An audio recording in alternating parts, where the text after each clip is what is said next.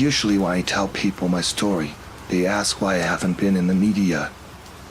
They ask me if I've heard about Aaron Ralston. He wrote a book about it, they say. Yes, I could have been the female version of Aaron Ralston. I could have been in the media, telling the amazing story about how I barely survived, how I only made it out because of my mental strength. But that's Ralston's story, not mine. Because the story I tell people is a lie. I was never that fond of the outdoors. The closest I've even been to actually camping is sleeping in a tent at a festival. But in the story I usually tell people, I just turned 18 and discovered how much I loved hiking, camping, nature. I suddenly lived and breathed for the great outdoors. I tell people that's how I ended up in those woods, because I just couldn't resist exploring, and like Ralston, I'd made a mistake. I forgot to tell anyone where I was going. That part is true, though. Nobody knew where I was. But I wasn't in those woods because I wanted to be close to Mother Nature. I was there because I'd been invited to a raid by a close friend of mine. Let's call her Mira. Mira and I had met our first year as sixth formers, which is the UK equivalent of high school. Like me, she loved partying. And MDMA. I'm not telling you this because I want you to try MDMA or something. I just want you to know that my passion in life was more sex, drugs, and techno than it was hiking, nature, and healthy living. But people change all the time. Everybody must have assumed I'd just gotten tired of partying, and just as I discovered a new hobby, I was struck by bad luck. If people didn't believe me, they at least never let me know. All of this happened 10 years ago. It's a bit hard to remember what actually happened, because I've lied for so long. Have you ever told a lie so many times you started doubting which version was the truth? I have. Especially because a part of me liked the way people look at me when they think I have more in common with Aaron Ralston than just being a fellow amputee. It's better than the way the paramedics looked at me when I told them about the people that took my leg. My entire fucking right leg. In the story I tell people, the first 3 days were uneventful. In reality, fucked up things started happening the moment I crossed the threshold between the rest of the world and the woods. I'd been there before.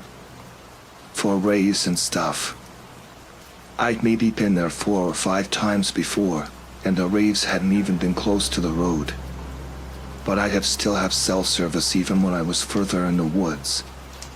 That day, I couldn't get reception from the moment I went into the woods, but I just thought it was my phone acting shitty. The raves were hidden enough that outsiders wouldn't just stumble upon them randomly, but there'd still be stuff like colored lanterns or neon paint on the trees. It wasn't usually this well hidden, is what I'm saying. But I wasn't worried, because I'd been there before. I was half an hour late because I had a huge zit on my nose that needed to be dealt with, and then covered up with makeup.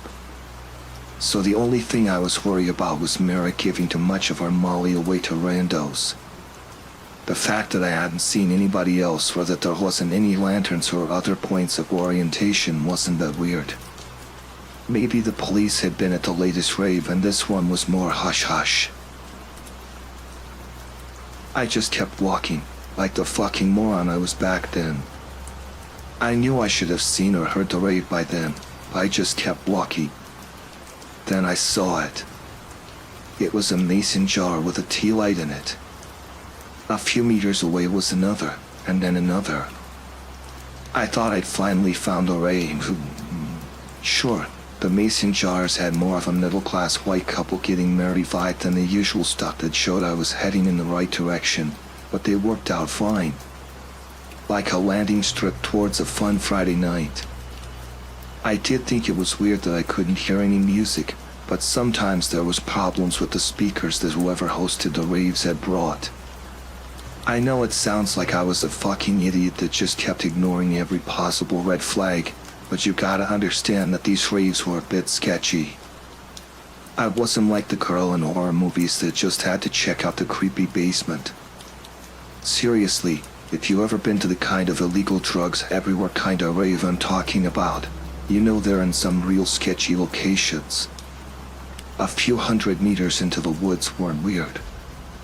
I could see what all the mason jars were leading me towards. It was an old building, or more like a mix between a cabin and a shed, but still. The building had been decorated with fairy lights. Was I interrupting some preparations for a rustic wedding? I wasn't. And the barefoot girl that came out from the house, the girl that screamed my name in joy and ran over to hug me, she wasn't Nira. Had I seen her before? She hugged me like we were either childhood friends or she was high as fuck. I guessed it was the latter, but then I saw her eyes. I'd never seen anyone on drugs look that sober. And people on MDMA sure as hell don't look sober.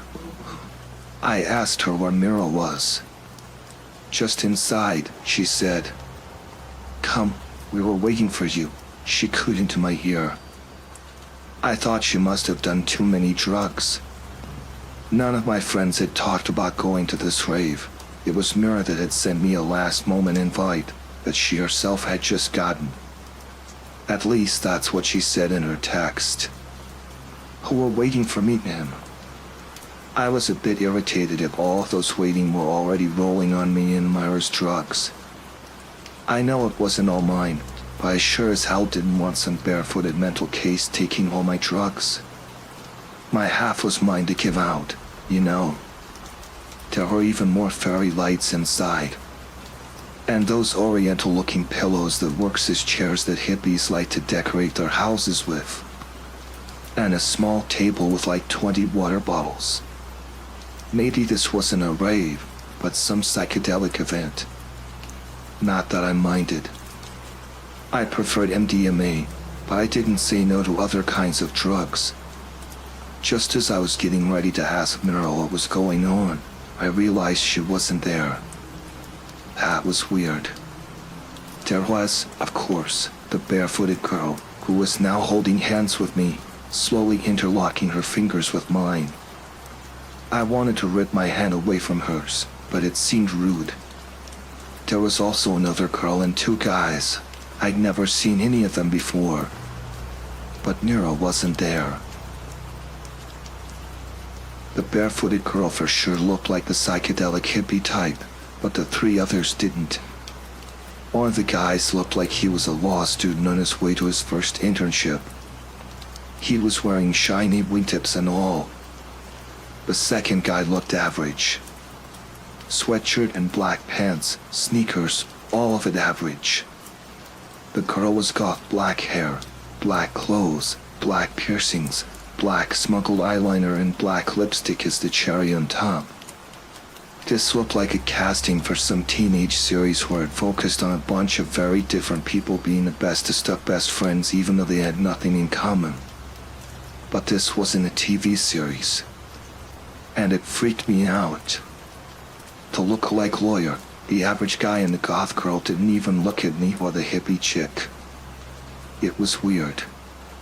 The hippie chick then guided me by hand towards one of the floor pillows.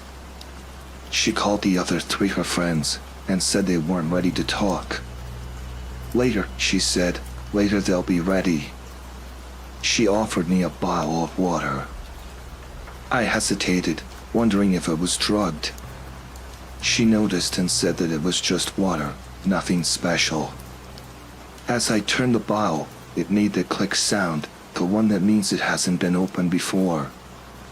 So I was calm. I thought they were a bit weird, sure, but the water tasted fine. If you're thinking, oh no, don't drink the fucking water, you're wrong. The water tasted fine, it looked fine, and it was fine. The goth girl and the average dude came and sat down, and while I don't think I got their names, they seemed pretty normal. I asked if they'd taken something and the hippie chick just laughed. I took that as a yes. I don't actually think it was a yes. I also thought that was why they'd just been completely still when me and the hippie chick entered. They were high, and the lawyer lookalike was probably peeking right now. They told me they knew Mira from secondary school, and that they didn't know why she wasn't there yet.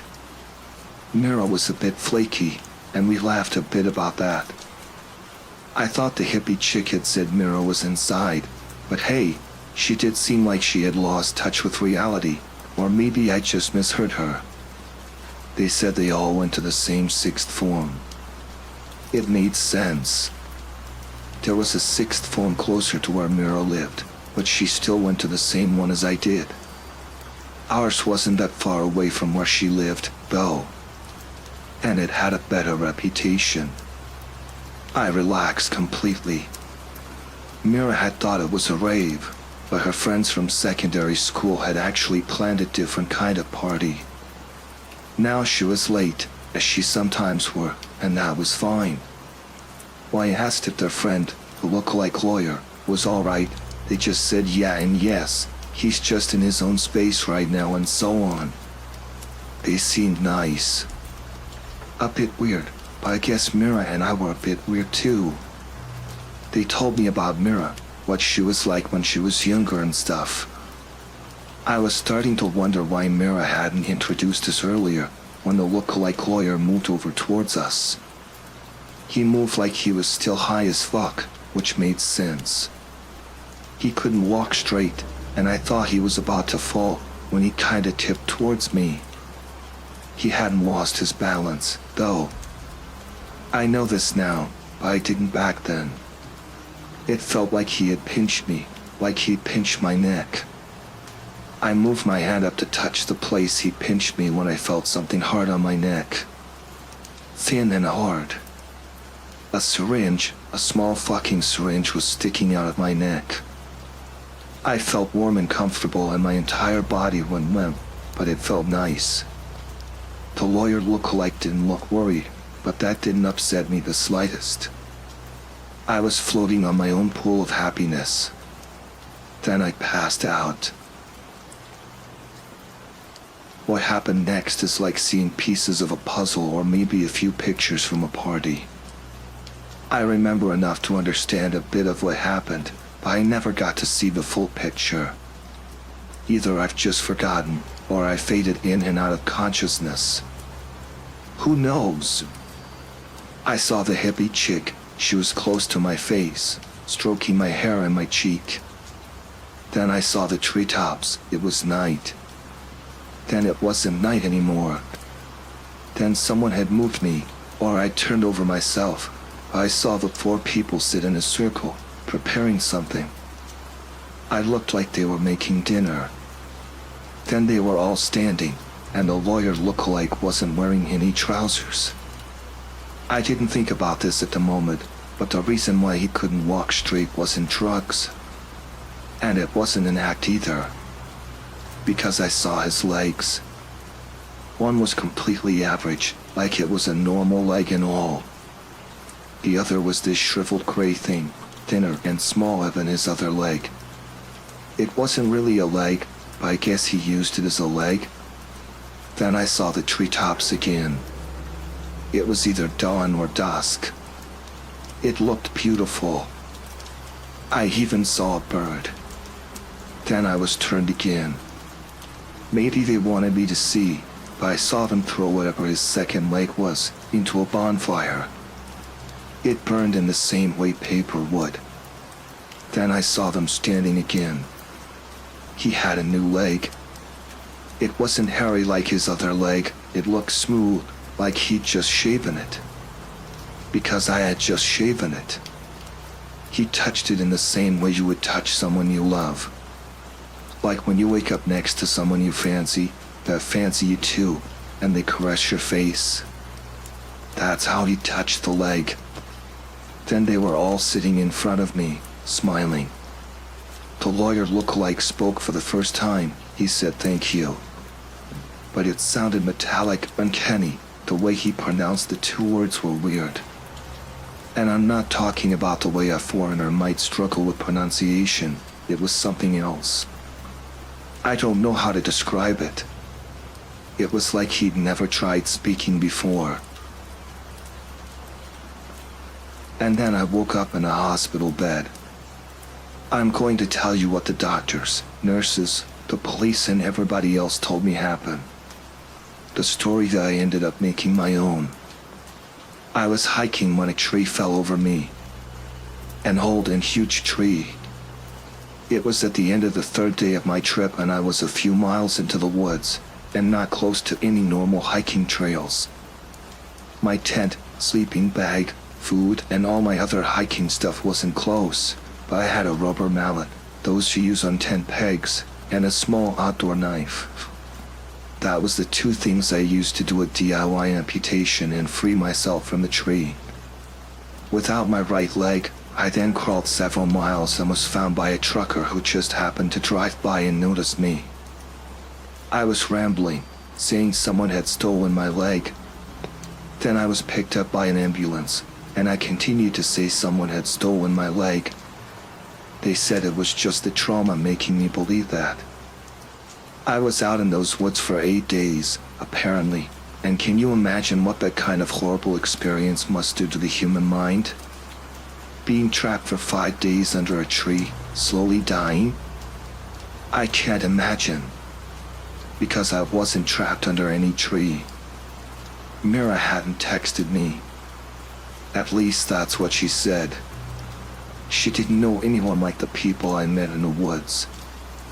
I talked to a psychiatrist and all. But nobody believed me, not even the psychiatrist. And that's when I stopped telling people what really happened and started telling the story of how I survived a freak accident while I was hiking in the woods. Because guess what? The police found my camp. And my dead leg rotting under the tree. And my bloody knife. It was all my stuff, my blood, my fingerprints, no sign of anyone else. I had even bought all those things a month earlier. Except I fucking hadn't. I don't know how they pulled it off, but I never went out hiking. I never bought a tent and all that.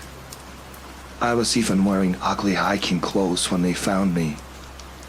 I'm not saying all hiking clothes are ugly, but it's not my style, and it wasn't my style 10 years ago either. And all of it was this brownish green color? I would never buy clothes that was brownish green. But I started saying I would. And I started saying that even though I knew how amazing and strong I'd been out in those woods, I didn't want any media attention. I just wanted to put all this past me. I pushed Mira away, and everyone assumed it was because I'd quit drugs. I hadn't really. I just didn't take drugs with other people anymore. And then I stopped doing drugs altogether. And then I went to uni, found a prosthetic that didn't hurt too bad, started lying, and then my nightmares faded and I graduated and moved abroad, and well, suddenly 10 years has passed. That's why I'm sharing this today. My Aaron Walston story is a lie. I don't know whose rotting leg was under that tree, but it wasn't mine. My right leg isn't gone. It's attached to some creepy guy that wore a suit in the woods 10 years ago. I'm not a survivor. I'm just someone whose leg was stolen by some fucked up people in the woods 10 years ago.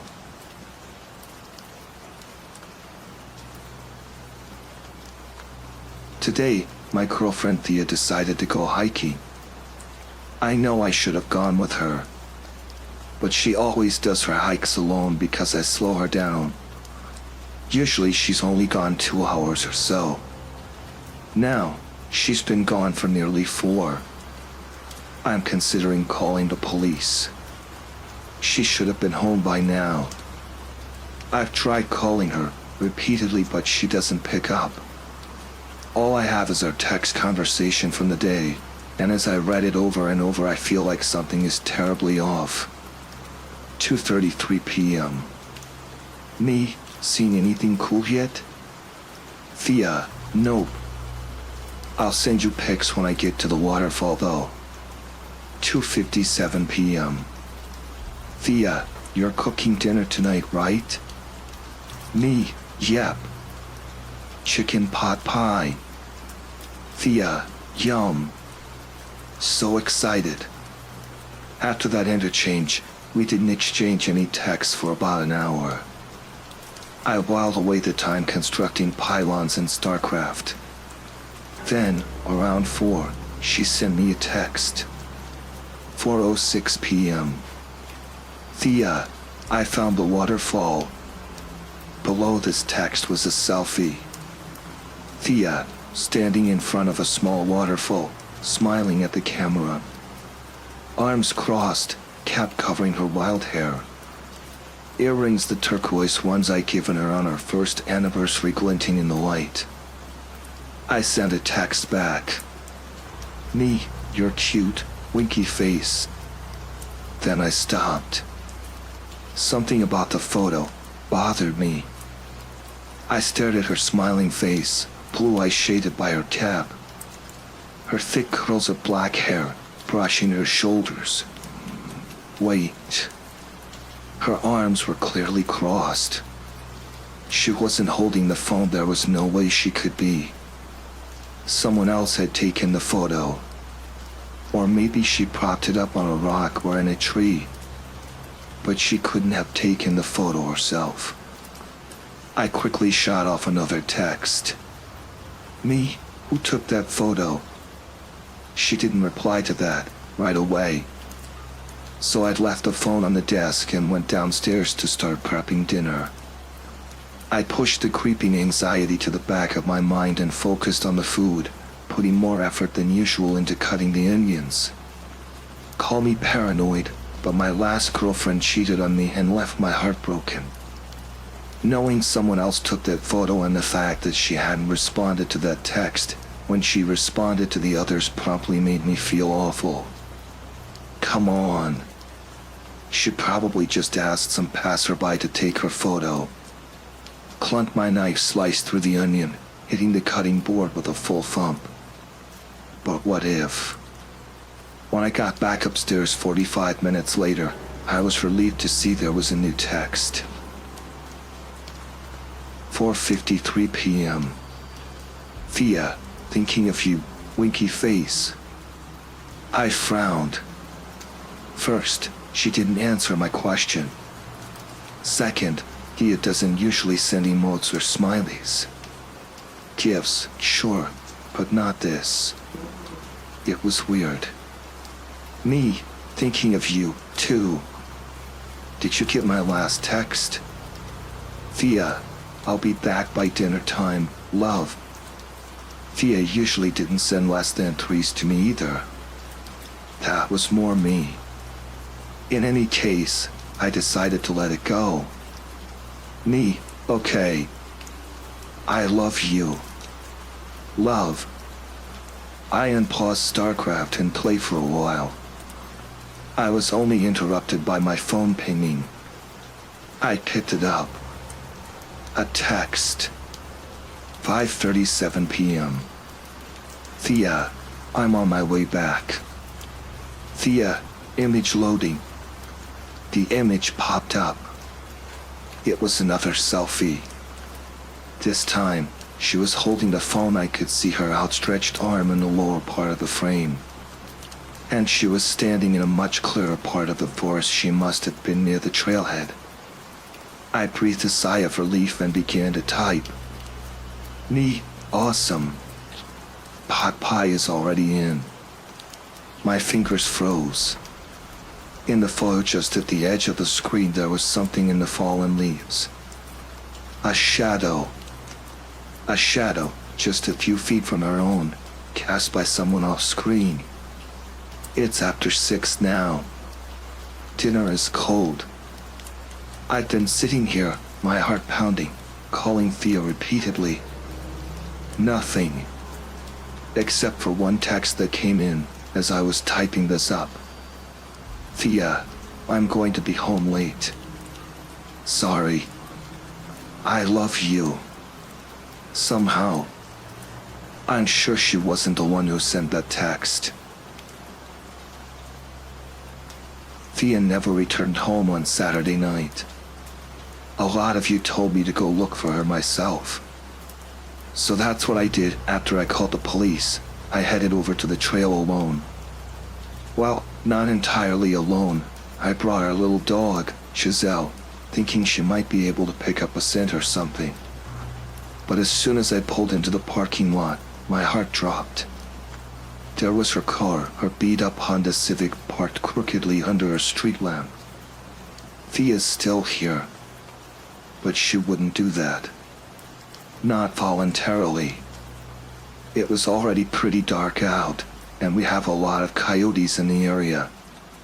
She wouldn't be stupid enough to keep hiking past dark. Would she? I tried the door to her car, locked. Shined my phone's flashlight in the windows. She wasn't in there. Nothing looked out of place, though it was hard to tell with how messy Thea's car always is. The dread in the pit of my stomach grew. I grabbed Giselle and headed towards the trail. As soon as we stepped into the woods, it was even darker. What little light was left in the sky was choked out by the thick foliage. I took a second to glance at the sign to figure out which way the waterfall was. Then I continued into the forest. Thea? I called. Thea. No response. I looked at Giselle. She didn't seem to be picking up anything. I tried to call Thea again. She didn't answer. All I had was that last text, staring me in the face. Thea, I'm going to be home late. Sorry. I love you, love. As a last-ditch attempt, I sent a text back. 8:23 p.m. Me, how late? Where are you? I've been calling you. I watched as the indicator went from sent to delivered, and then to read. My blood ran cold. My fingers flew over the keys, starting to type. Where are you? Please call me. But then I stopped. If it really wasn't Thea writing those texts, if it was someone who had her, maybe that wasn't the smartest thing. I stood there in the middle of the woods, my heart pounding, as Giselle whimpered at my feet. And then I typed. Me, that's fine if you want to stay up late, but I'm going to bed. I love you. Good night. 3 little dots appeared in response. And then it popped up. Thea, no you're not. I stared at those 3 words, my head swimming. Huh? What does that mean? Giselle pawed the ground a few feet away. And then another text came in. Thea, you're out here looking for me. I hear you calling my name. Why don't you come a little closer, winky face? I grabbed Giselle and broke into a run. Over the thick roots and large stones. The terrain sloped up, then down. Out of breath, I stopped, shining the flashlight in a circle around myself. Thea! I screamed, straining my ears for something, anything that might sound like her. A rustle, a footstep, a sound. Anything. But there was nothing. I pulled out my phone and sent another text. Me, where's THEA? And then, finally, I did hear a sound. Pop-popping. That strange little tone.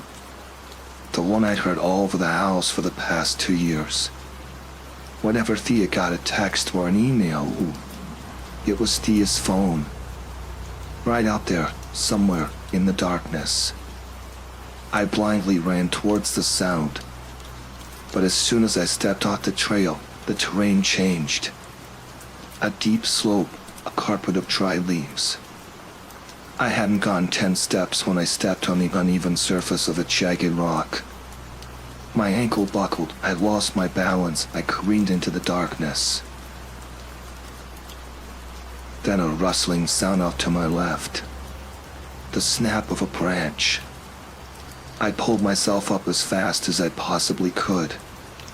Pain shot up my ankle, I continued blindly forward, waving my phone every which way. White light flashed across gnarled trunks, yellowed leaves. Giselle barked at me from the trail, but I didn't see anything. I sent Thea another text. Me, tell me. And then I listened, but there was no pop-hopping.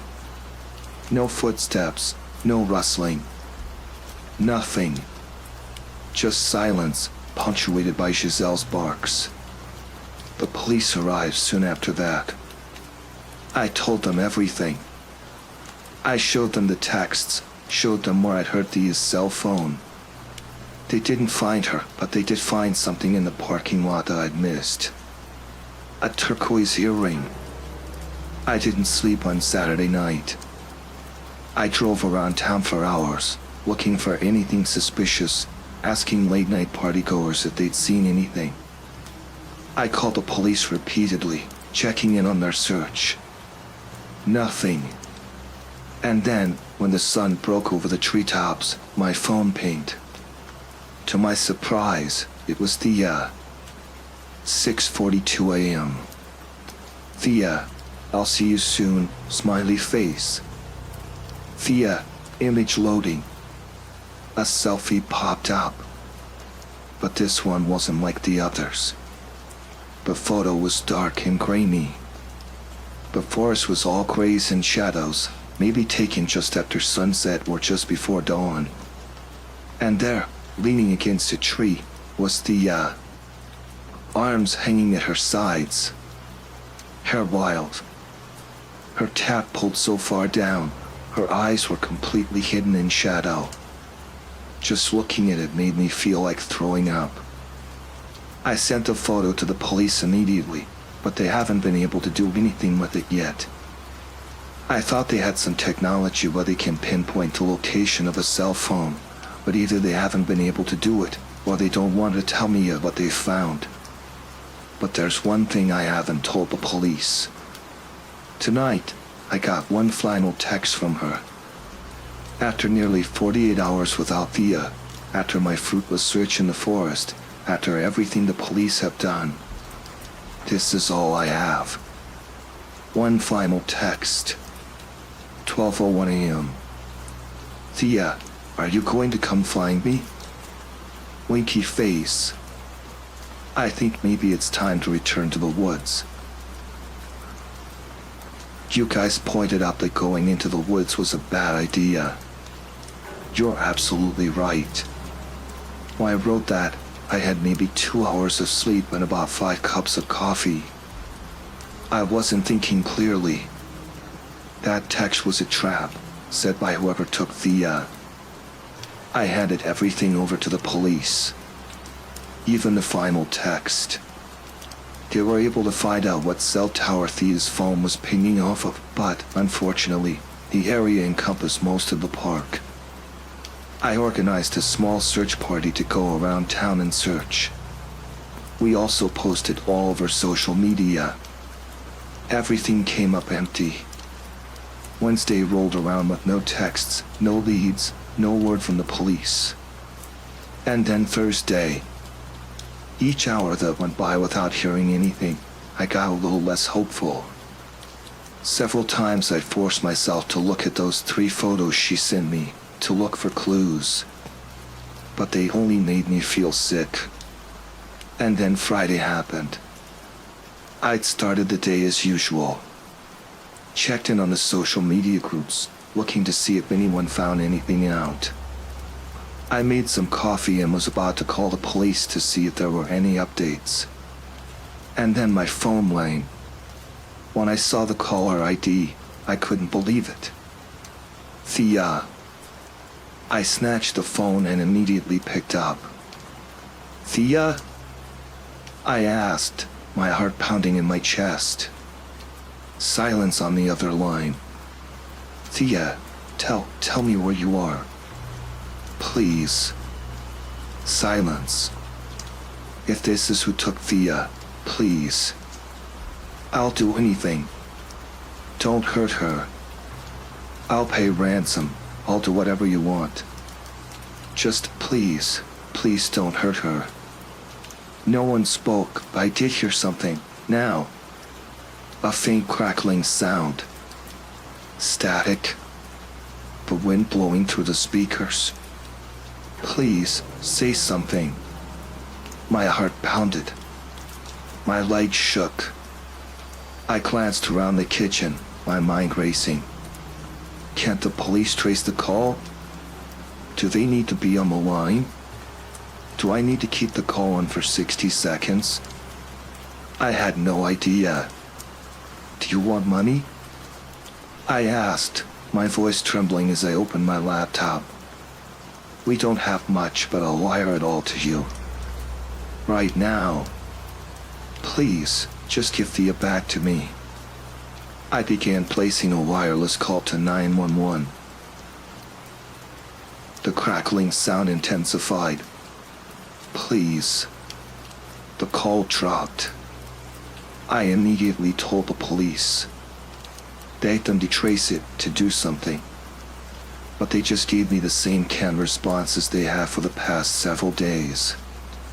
So I got in my car and drove. I didn't even know where I was going. But then I found myself pulling into the parking lot, staring at those same dark trees and winding trail. I was debating whether I should actually go, and when I saw it, a plume of dark smoke rising above the treetops, I jumped out of the car and ran into the forest while that horrible crackling sound played in my head. Thea, no, no. I climbed over rocks and sticks, following the acrid smell of smoke. Please, don't let it be. But fire stood in a small clearing, orange flames licking the air, black smoke billowing up to the sky. Thea's remains were found in the fire. God. Saying that, her remains, how can you say that about someone you love so much? Such a crude, horrible thing to say. Thea, my wonderful Thea, is gone. Since I got the news, I've been sitting in the kitchen, downing whiskey as I flipped through photos of us in our final days. A photo of us on the boardwalk, her grinning and holding a stuffed teddy bear, me standing stiffly beside her. I remember that trip, how annoyed I was that she wanted to play every game in 90-degree weather. What an idiot I'd been. Every minute with Thea was a gift. I flipped to another photo. A selfie of us on the couch. Her grinning as she held up the bowl of pasta we'd made from scratch. My thumb hit the screen as I started to flip to another photo. I stopped. Is that? In the photo, I could see our front windows behind the couch. I could see the neighbor's lights across the street, see a car rolling by on the road. And I could see something else. An irregular shadow. I zoomed in. The photo quality was in great grainy swaths of blue and gray, but even so, I could see what it was. A figure, crouched between our two bushes, looking inside. I stared at the blurry shape, frozen. Then I flipped to the next photo. Thea and I sitting on the floor a week prior, playing with Giselle. And, zooming into the window, I saw that same awful shape, crouched just outside the halo of our back porch light. The next one, the unknown assailant peeking in through an uncovered corner of our bedroom window. No. I flipped to the next photo. Oh God, no, no. Thea standing in the laundry room, balancing a basket on her head and sticking her tongue out at me. But behind her, inside the house, a sliver of darkness poking out from around the corner. Not a shadow, but someone standing there. Yip. I jumped a foot as Giselle let out a shrill yelp from the family room. I scrambled over to find her sitting in front of the window, staring into the darkness outside. Yip. Shaking madly, I stumbled over to the front door. clicked the deadbolt into place. Then I cupped my hands over the window and peered out. Nothing. I ran through the house, making sure every window, every door was locked. I closed the curtains, even slid the lock across the basement door. Then, knowing I was safe, I collapsed into the couch and began dialing the police. In a few minutes, they'll be here, and they'll know everything. They'll find the bastard that killed Thea, who has apparently been stalking us for months, and will make sure he gets the worst sentence he possibly can. Thea will get justice. It's finally over.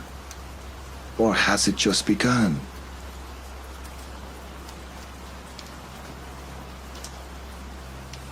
I can't believe that I'm actually going to tell this story. My friends are telling me that I'm going insane, but I know what I saw out there. A week ago, my friends and I traveled a few hours away from home to visit a hiking trail in Utah. Over the years, the five of us have easily covered several hundred miles of forests, canyons, and mountains together. Some people like to play sports, some play cards, some start a band. We like to hike. We always have. It's how we met, in fact. Almost a decade ago now, my friend Isaac started an unofficial hiking club at our Colorado high school. He traveled across the country with his father a few times, visiting many hiking trails along the way. As a sophomore in high school, I had never gone hiking before. When I accepted Isaac's invitation, I did so as his friend, not as a hiking hobbyist. We were the only members for a while, of course. It was hard to find high school kids who wanted to spend their time walking in the woods. We eventually met Josh, a shy guy who had just moved into town from Florida. He was quick to join our club when we offered him a spot. I still have a feeling that he'd done it in a desperate act to make some friends. Dakota joined next. When we originally created our club, I had never expected a girl to join it. I had seen Dakota around the school before, but we were part of very different crowds. I don't think I'd even had a conversation with her prior to our joining. Needless to say, we were shocked when she asked to be a part of the club. After Dakota joined, we decided that it was about time to actually start hiking. She had found it somewhat amusing that we had never actually gone hiking before then. We chose a hiking trail Dakota knew about nearby. She told us that she used to hike there with her parents and sister when she was younger. Before that day, I'd always seen Dakota, and every other popular student, for that matter, as obnoxious jerks. It's how they always acted towards my friends and I, anyways. It didn't take me long to discover that she was nothing like that at all, however. She didn't seem to care whether people saw her hanging around us. She saw that we all shared a hobby and wanted to take advantage of that. In hindsight, these thoughts are pretty trivial, obviously. But to me, at the time, it meant a lot. It taught me that we're all pretty similar when you take away arbitrary social statuses. We quickly started to become close. Our hiking trips started off as a monthly event at best. After about a year, however, we were hiking on a new trail almost every weekend. We saw a lot of beautiful things together. A lot of crazy things, too. We met our fifth member, Charlie, on a hiking trail in California. He had started to walk along the trail just as we had, so we began to talk to one another, naturally. Needless to say, he fit into our group perfectly. We exchanged numbers and planned several more trips with him over the past few years. A week ago, I was sitting in the passenger seat of Isaac's car. A song was blasting on the radio. I don't remember which. "Are we there yet?" Josh moaned from the back seat. I looked over my shoulder, smirking at Dakota as she rolled her eyes. That joke wasn't even funny back when it was supposed to be, Josh. The only thing that's funny is that you think I'm joking, he said, adjusting his jeans. I have to fucking piss. Dakota laughed as Isaac looked at her friend in the rearview mirror. Do you want me to pull over? Or can you hold it until we reach the next potty? He mocked. Josh ignored the jab. What? You want me to piss on the side of the road? I want you to stop complaining, Isaac said, laughing. What's the harm in it, anyways? There's nobody else on the road. Josh narrowed his eyes, turning to Dakota. Really, Josh, she said, shaking her head. I'll turn around, don't worry. Josh had opened the door before Isaac had even stopped the car.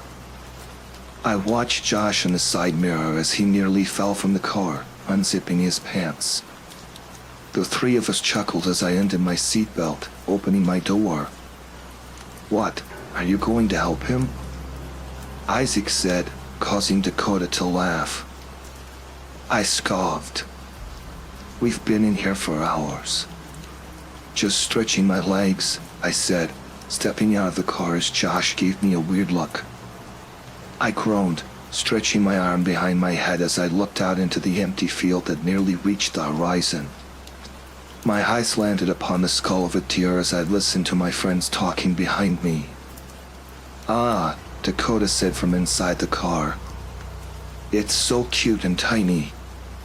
She was obviously fucking with Josh. What? He said, shuffling away from the door. You can't even see me, he cried out, obviously flustered and embarrassed. He had never been good at sensing jokes. I barely listened to their conversation. My eyes remained glued to the skull. Its antlers were huge, with more points than I'd ever seen before. The back of the skull faced the car, but I could tell that the front was still intact. Hey, guys, I said, looking back to the car. Look at this thing. I saw Isaac lean over from the driver's seat. Wow, now that's a beauty. I looked back to the skull, gasping. The deer skull was now facing directly towards me. Whoa, I said, taking a step back. What? Josh said, zipping up his jeans. Did that thing just move? I asked, looking back to my friends. Josh stared briefly at the skull before turning back to me. It might just be me, Alex, but I'm pretty sure that thing is dead. I groaned, stepping back towards the car. Never mind, I said, looking back at the skull as I sat down in the passenger seat. Was I seeing things? Poor thing, Dakota said, staring at the skull through the window as Isaac pulled out onto the road. Things die, Dakota, Josh said, wiping his hands on his pants. That doesn't mean I can't feel bad about it, she said, smirking at her friend. It was obvious that she wasn't very upset. I remained relatively quiet for the rest of the car ride. The deer skull was all that remained on my mind. I couldn't have just imagined that, could I have? Before I even realized it, we were in the parking lot just outside of the trail. Dakota's eyes lit up as she looked out the window. There he is. Charlie waved his hand as we parked the car. We stepped out of the car, Josh moving to the trunk to unload our things. Dakota ran up to Charlie and gave him a hug. I couldn't help but let an odd feeling of jealousy pass over me. I imagine I don't have to tell you why. Give me a hand, will you? Josh said, holding out a backpack to me. I nodded absently, swinging the backpack over my shoulder. I just can't wait to see the canyons. Josh grunted in agreement. I hear they're beautiful. Maybe they'll be romantic enough for you to finally talk to you-know-who, he said, smirking. I sighed, looking away. I'd always regretted revealing my feelings for Dakota to him. He chuckled. "I got the rest," he said, reaching back into the trunk. I nodded, walking over to my friends. Isaac pulled away from his own hut with Charlie. My Californian friend smiled when he saw me. "Alex." I returned the smile, embracing him. I could feel his hand slapping against my back as I made eye contact with Dakota, who was now smiling at us. "It's been a while, man," I said, stepping away. "You can say that again," he said, looking towards the trail. I'm itching to head out. Without saying hello to me first, Josh said, stepping up from behind me. "How could I forget you, Josh?" Charlie chuckled. I strolled towards the trail as my friends greeted one another. The entrance was surrounded by a large number of trees. As I admired the trees, a disturbing howl sounded from somewhere far away. The noise sounded almost human, but I couldn't imagine a person making such a noise. "Is everything all right, man?" Isaac said. I hadn't heard him approach. I turned quickly over my shoulder. "Oh, yeah. No, everything is fine." He nodded, frowning. "You sure? You've been pretty quiet." I nodded again. "Don't worry about me, Isaac. I just want to get moving." He sighed, glancing back at the others as they began to walk towards us. "If you say so," he said, looking back to me before walking towards the trail. I fell in behind the others as they funneled onto the trail. Josh and Charlie led the group, joking back and forth. They had always been the most alike. Isaac and Dakota chatted a few yards ahead of me. I remained by myself in the back, just admiring the views. Large rock formations could be seen in the distance. They were breathtaking, even from this far away.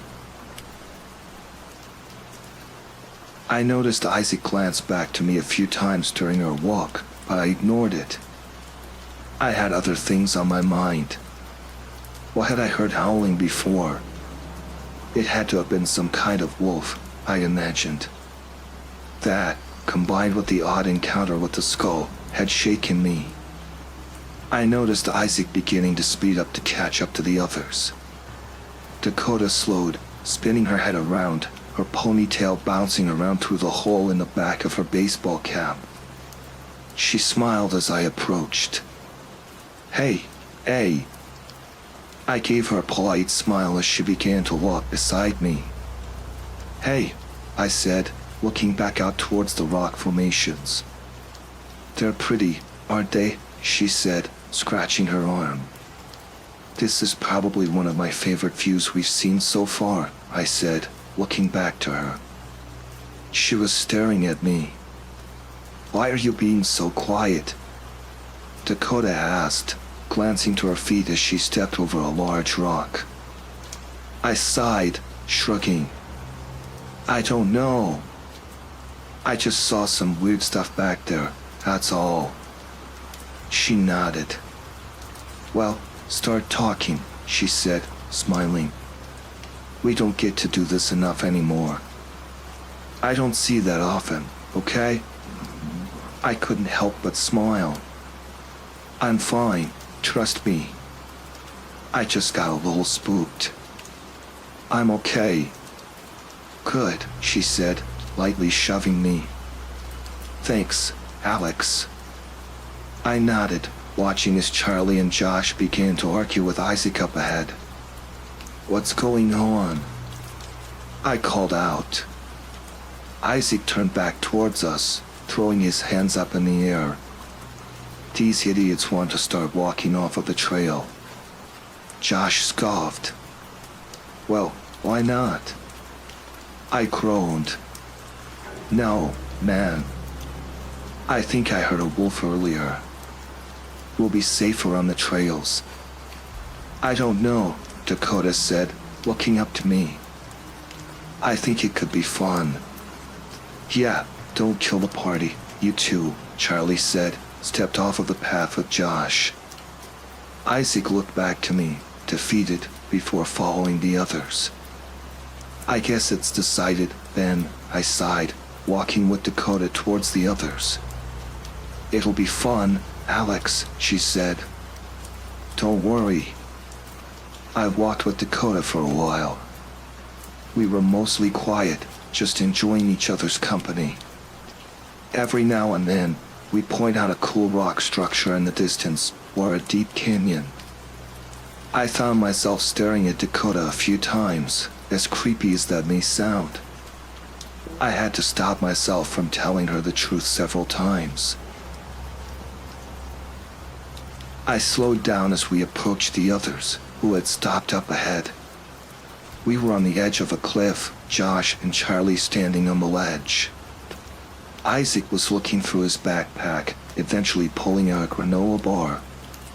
Dakota sighed as she sat down on one of the rocks nearby, removing one of her shoes. God, my feet are chilling me right now. Join the club, Charlie said, stepping away from the ledge. Careful, Josh. Yeah, I got it, he said, looking down into the canyon. I'm just getting a better look. I opened my own backpack, removing my bottle of water and taking a long sip. I hadn't realized how thirsty I'd been. Josh, get over here, Isaac called out, shaking his head. I don't trust you over there. I looked over to our friend, who was now standing even closer to the edge. No, wait, I see something. I was suddenly on edge. Charlie began to walk towards Josh. You're too close, man. Josh shrugged off the warning, leaning further over the canyon. I think it's some kind of animal, he said, shifting his foot. Josh gasped as the rock beneath his foot fell into the canyon, his body following it. Josh.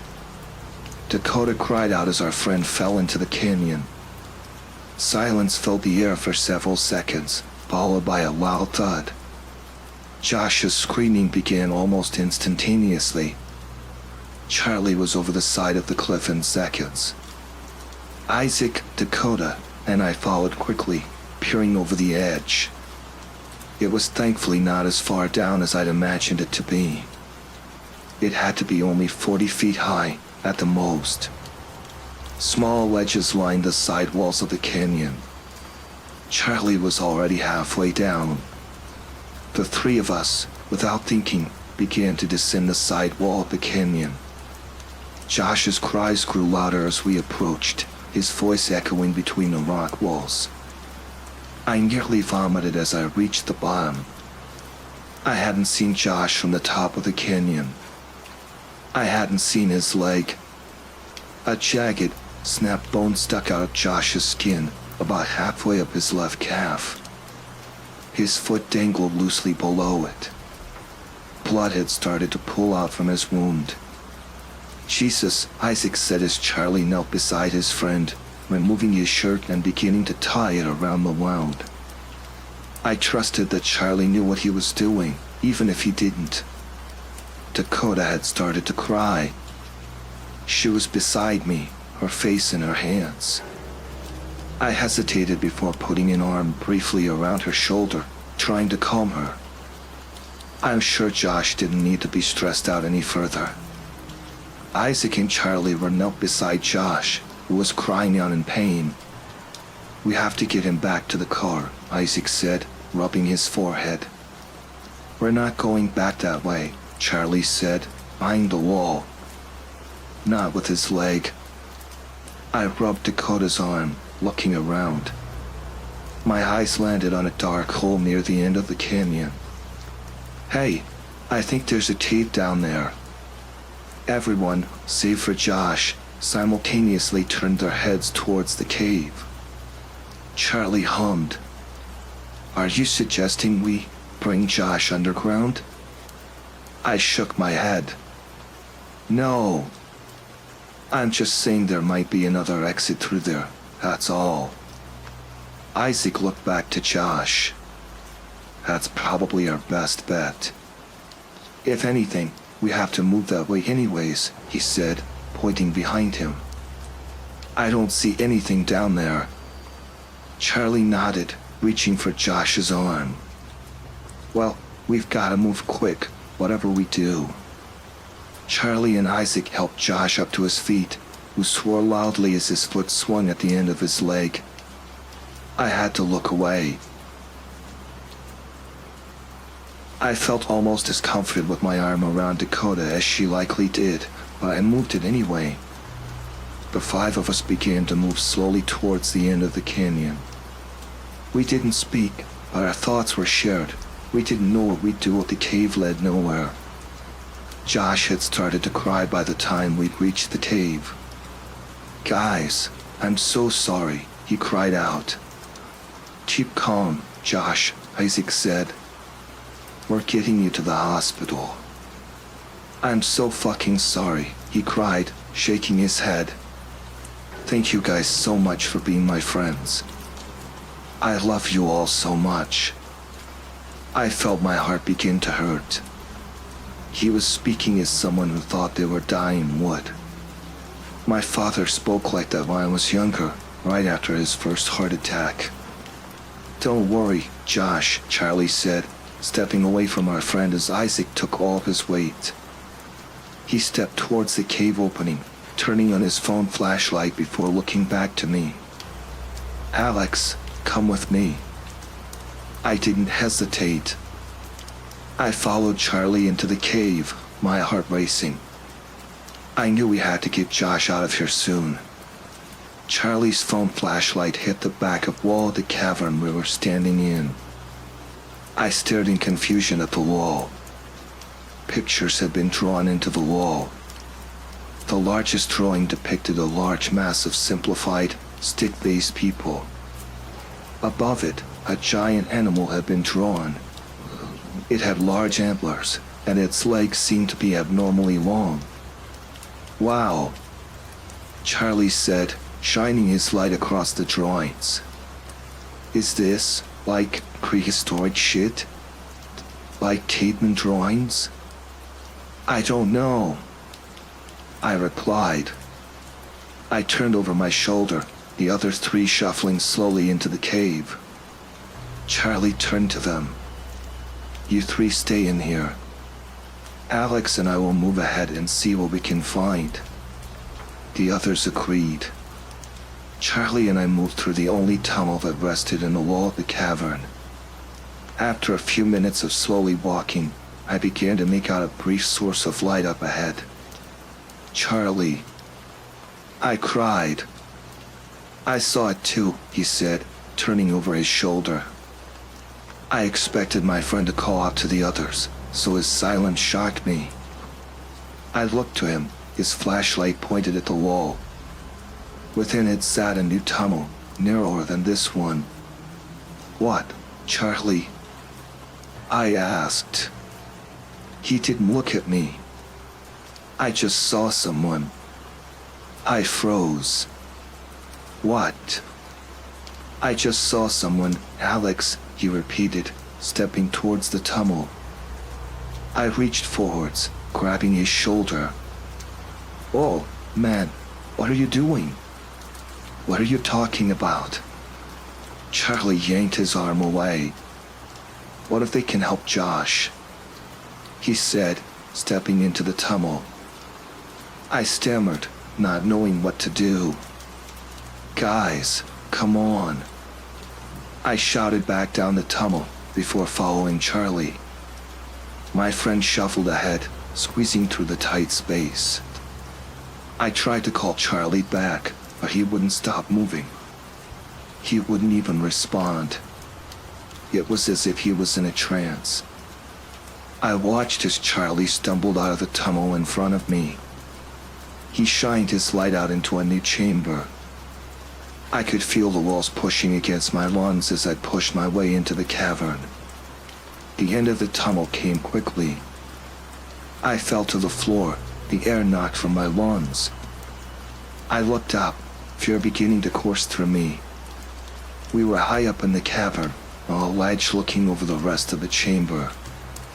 Down below, a large mass of people stood, unmoving. They were all completely naked, and appeared to be of all possible shapes and colors. There were dozens of them, perhaps even hundreds. I can't really remember.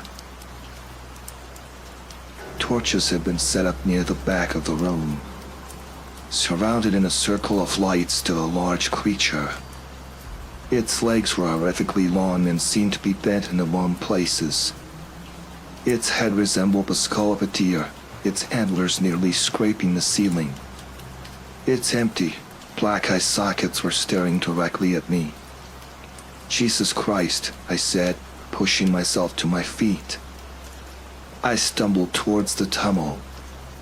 It's so beautiful, Charlie said, staring at the creature. I turned back to my friend, appalled. Charlie. My friend didn't reply. Without speaking, he leapt. I jumped forward, attempting to grab him, but I was too late. My friend fell silently to the cave floor, landing on top of several of the awaiting people. The crowd began to close in around him, their bodies blocking my view of my friend. Several of the people continued to stare at me, waiting. I was frozen in shock. I looked back to the creature. It was now walking briskly across the cavern in my direction, its legs moving almost like a spider's. My heart nearly stopped then.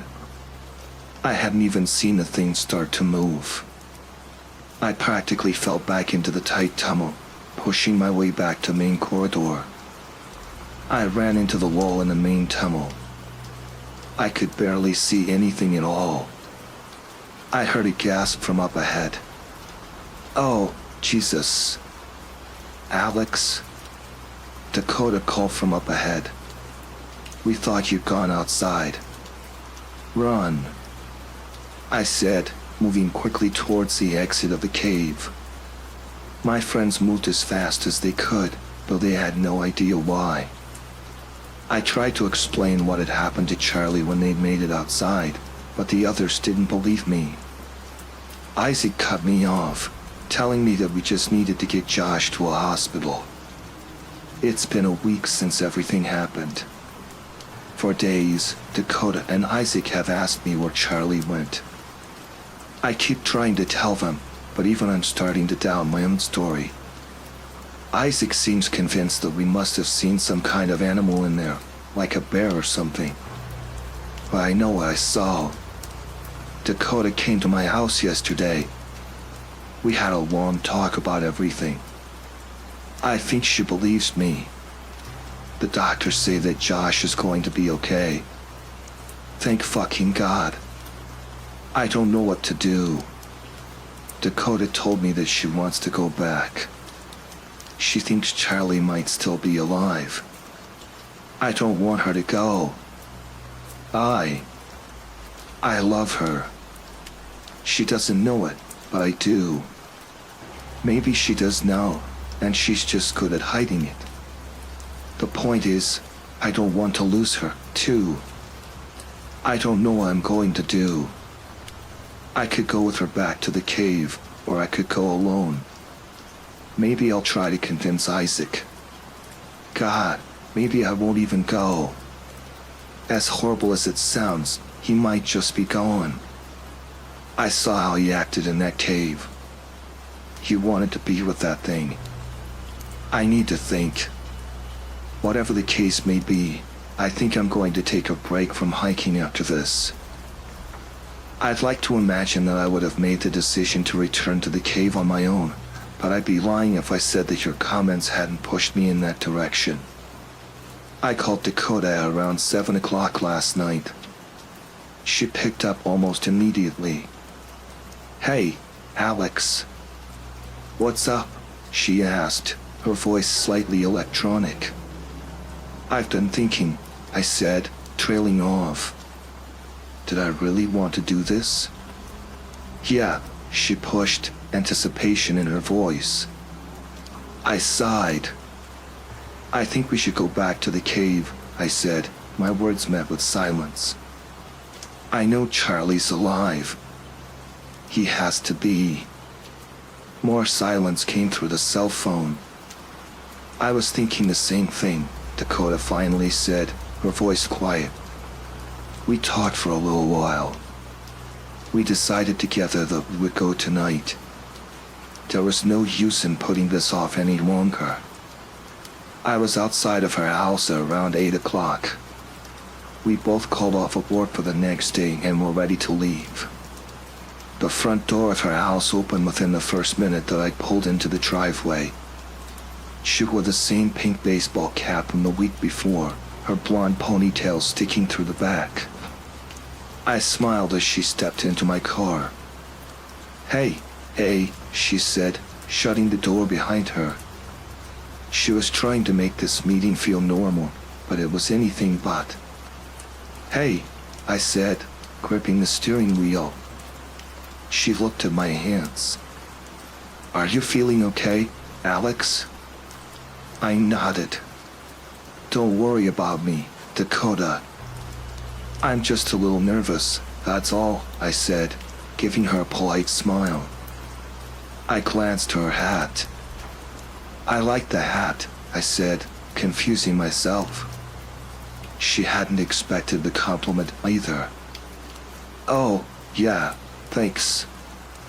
I don't really know why I put it on, to be honest. The sun isn't going to be up for long anyways, she said, laughing nervously. We didn't mention it, but we both felt it.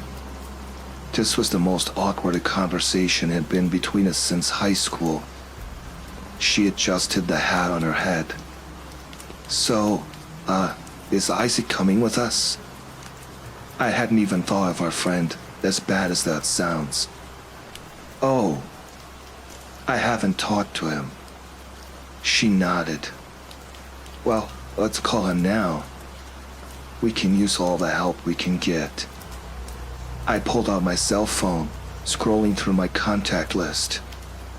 Isaac's name was near the bottom. I clicked on his name and waited. Hey, Isaac finally picked up, sounding tired. I put the phone on speaker mode. Hey, man. What are you doing right now? I'm with Josh, he said. I could hear Josh try to make a joke in response in the background. Dakota eyed me as I spoke. Isaac, we're going back, I said, suddenly nervous. Isaac remained silent for a few moments. No, you're not, Alex. I chewed my lip, looking at Dakota. We have to, Isaac. We just left Charlie there, man. We owe this to him. Isaac roamed through the phone.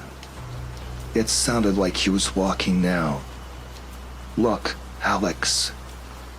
I don't know what you saw in that cave, but we have to be realistic here. I don't think he's going to be there anymore. I frowned, staring into Dakota's blue eyes. It sounds like you don't even care, Isaac. Jesus, Alex, he said, flustered. You know that isn't true. I'm just being realistic. What are we going to do if a bear got Charlie? Or wolves? Hell, I'll humor your own theory for a minute. Say there is a giant deer spider whatever fuck creature in that cave. What then? We'd be better off getting into a fist fight with the bear. I opened my mouth to speak, but I knew he was right. Isaac continued. Look, I say we just go to the police. This is what they do. Dakota spoke. Why would they ever believe us? Isaac hesitated. He hadn't realized Dakota was with me. Just don't mention Alex's story. Tell them it was a bear. They can deal with whatever it ends up being. We waited a week, Isaac, she said. A whole fucking week, and we didn't mention this to anyone. What explanation would the police have for us holding that information? He said, trailing off. This is on us, she said, looking back to me. I can't leave him there. We have to try. And we're going to do it whether or not you come with us. Isaac groaned. You guys are thinking too quickly, Dash. I've sat around thinking for long enough, Dakota said. I'm going. I could hear Isaac swearing under his breath. He'd moved the phone from his face. Fine, he finally spoke, shocking me. Just start driving. The hospital is in the other direction. I'll meet you two there. Don't do anything stupid till I get there, okay? Please. Dakota smiled, relieved. Of course, Isaac. Our friend hung up. Dakota sighed, her head hitting the headrest behind her. I stared at her, fear suddenly filling me.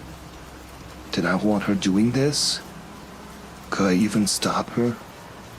She turned her head to look at me, finding that I was already looking at her. Alex? I nodded. She chewed on her lip. Are we doing the right thing here? She asked. I sighed, looking out the window. I really don't know, Dakota. She nodded, rubbing her face. We can't leave him there. I know, I said, placing my hand on her arm. She seemed to relax. I'm with you, whatever you want to do.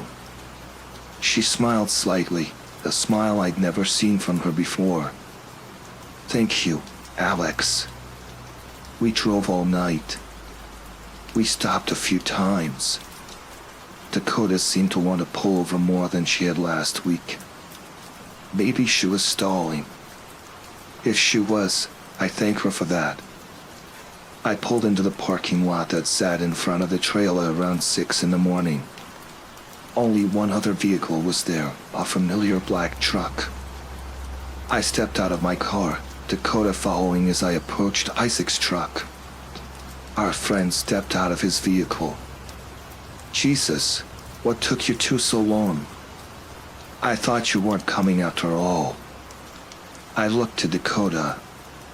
Sorry, we had to stop a few times. Isaac nodded, moving to the back of his truck. Well, we may as well start moving, he said, moving to the back of his truck. I looked to Dakota briefly before following him. What's the plan? Here. Isaac reached into his truck bed, moving aside a tarp and pulling out a shotgun. I blinked, taken aback. Jesus, Isaac. Isaac didn't hesitate. What, Alex? What do you want from me? Something took Charlie. I'm sure as hell going to bring something to protect myself, he said, looking to Dakota. To protect us. I nodded slowly, glancing to Dakota. She was staring at the weapon. I guess that makes sense to me, I said, watching as Isaac pulled a flashlight from the back of his truck. You can hold a flashlight, he said, tossing it to me. Now, you tell me what your plan is. This was your idea, not mine. I looked at Dakota. Was I making a mistake? Let's just head back to the cave. The sun should be up soon, I said, shrugging. Not that it will matter once we get in the cave. Isaac grunted. All right. But what if this thing finds us? What then? I thought for a moment. Well, the tunnel that leads to the thing is way too small for it to fit through. Hell, the rest of the cave isn't big enough to hold it. I think it can only stay in that cavern. Isaac nodded. And what about these people, then? I felt a chill run down my spine. Yeah. I'm not too sure about them. Isaac sighed.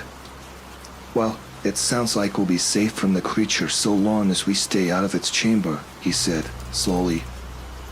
He sounded like he really wanted to believe my words, but he was having trouble doing so.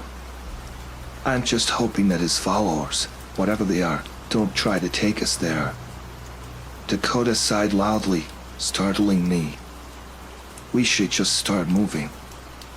I want to get out of here as soon as we can. Isaac nodded. I can't help but agree. We walked along the trail in silence. The remainder of the moonlight did a good job of lighting up most of the landscape for us. Before long, the sun would rise. We arrived at the canyon much faster than I would have liked to. Isaac stepped up to the edge of the cliff, looking down to the bottom. I see a stain from Josh's blood.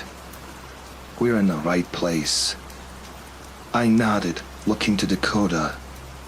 She appeared to be shaking. You doing okay? She looked to me, somehow surprised that I'd asked. I'm fine.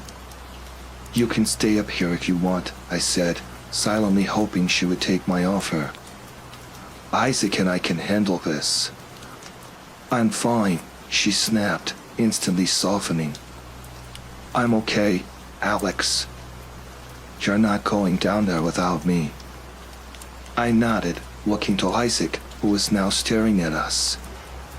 You guys ready to go? I exhaled softly, gathering my nerves. As ready as I could be right now. Isaac grunted, beginning to climb down the canyon wall. I stepped up behind him, placing my foot on one of the ledges that protruded from the rock wall. I glanced at Dakota before descending, slower than I had last time. My fingers gripped the wall as I continued to move down into the canyon. I was about 10 feet from the ground, now. I looked down to the bottom, watching as Isaac brushed the dirt from his shorts. My eyes moved down the canyon, landing on the cave's entrance. A figure stood in the opening, their arms hanging loosely at their sides. I was far away from the cave, but I was sure I wasn't just seeing things. What? I said, startled. My foot slipped from the ledge, surprising me even further. I gripped the wall harder, but it was no use. My fingers ripped away from the wall as I fell backwards into the canyon.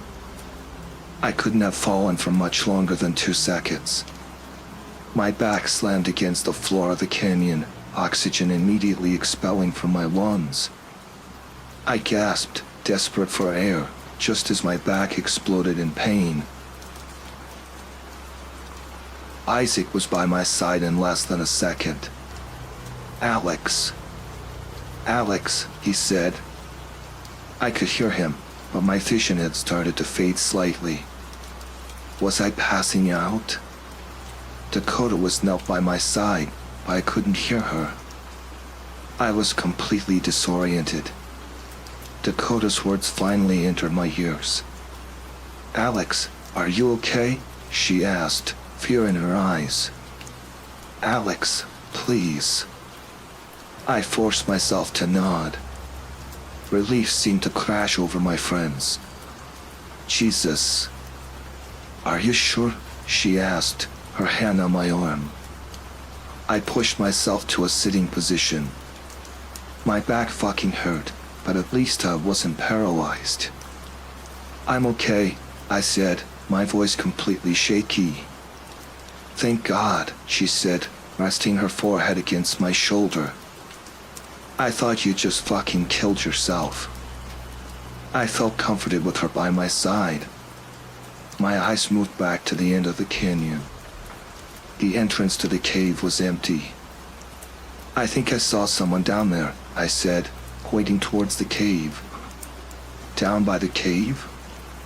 Isaac asked, gripping his shotgun harder. I think so, I said, not wanting to move away from Dakota. Looks like they've been waiting for us, then, he said, his voice finally showing signs of unease. That's just fucking great. I pushed myself slowly to my feet. The flashlight had rolled away from me once it hit the ground. It now was lying beside a small rock. There was a small crack in the protective glass above the bulb, but it still turned on, thankfully. It was much better than our phones could ever be. We moved towards the cave slowly, a new feeling of horror passing over me. What if Isaac was right? Had they been waiting for us to return? I shined the flashlight into the cave as we approached. There was no one immediately inside. This didn't calm me down, however. "Let's head inside," I said, rubbing my back. It hurt like hell, but I'd survive. "You're the boss," Isaac said, stepping inside. I'm glad he had a gun. It's more than Charlie had, that's for sure. We walked deeper into the cave. I kept Dakota behind me as Isaac led us down the tunnel. I made it a point to keep the light in front of him at all times. I wanted to be sure he could see what he was shooting, if it came to that. We eventually stepped into the first tavern. The flashlight's beam bounced off the back wall, the illustration causing nausea to tear through my gut. The drawing of the creature was eerily accurate for how simple it was. "That's the thing," I said, pointing at the mural. "Jesus," Isaac said, walking slowly up to the wall. "What the hell is this place?" I looked at Dakota, whose own eyes were locked onto the wall. "What the hell is that thing?" she asked. Isaac stepped to the side. "There's more drawings over here," he said, looking back over his shoulder at me. I frowned, shining a light onto the adjacent wall. He was right. A grouping of smaller drawings lined the wall. I stepped up to my friend, holding up the light. The first drawing depicted one of the men from the main mural. In his simplified hands, he held a small creature. Its head resembled that of the monster that took Charlie. The next picture depicted a man strapped to a rock of some kind. The man from the first drawing returned in a second, a small creature now visibly larger than before.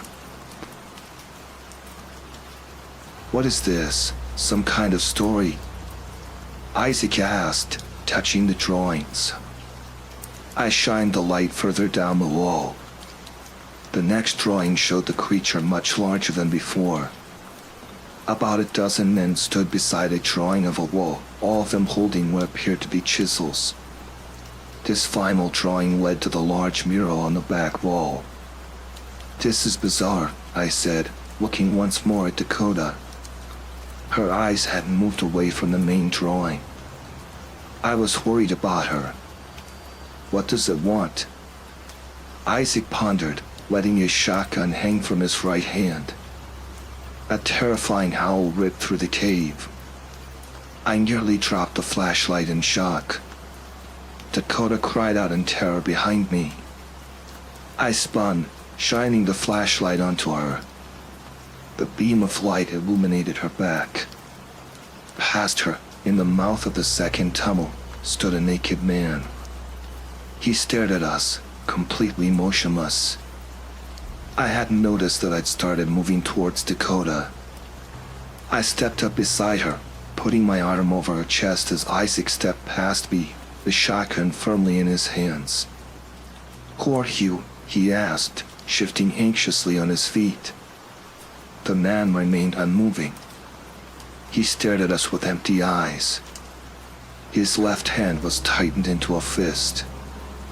"Who are you?" he asked again, slower than before. The man did not respond once again. I felt Dakota's arm wrap around my own. Isaac took a step forward, raising his shotgun. "I will shoot you. Tell me what you want." The man raised his arm, unclasping his hand. I moved quickly, stepping in front of Dakota. I shut my eyes, fearing the worst.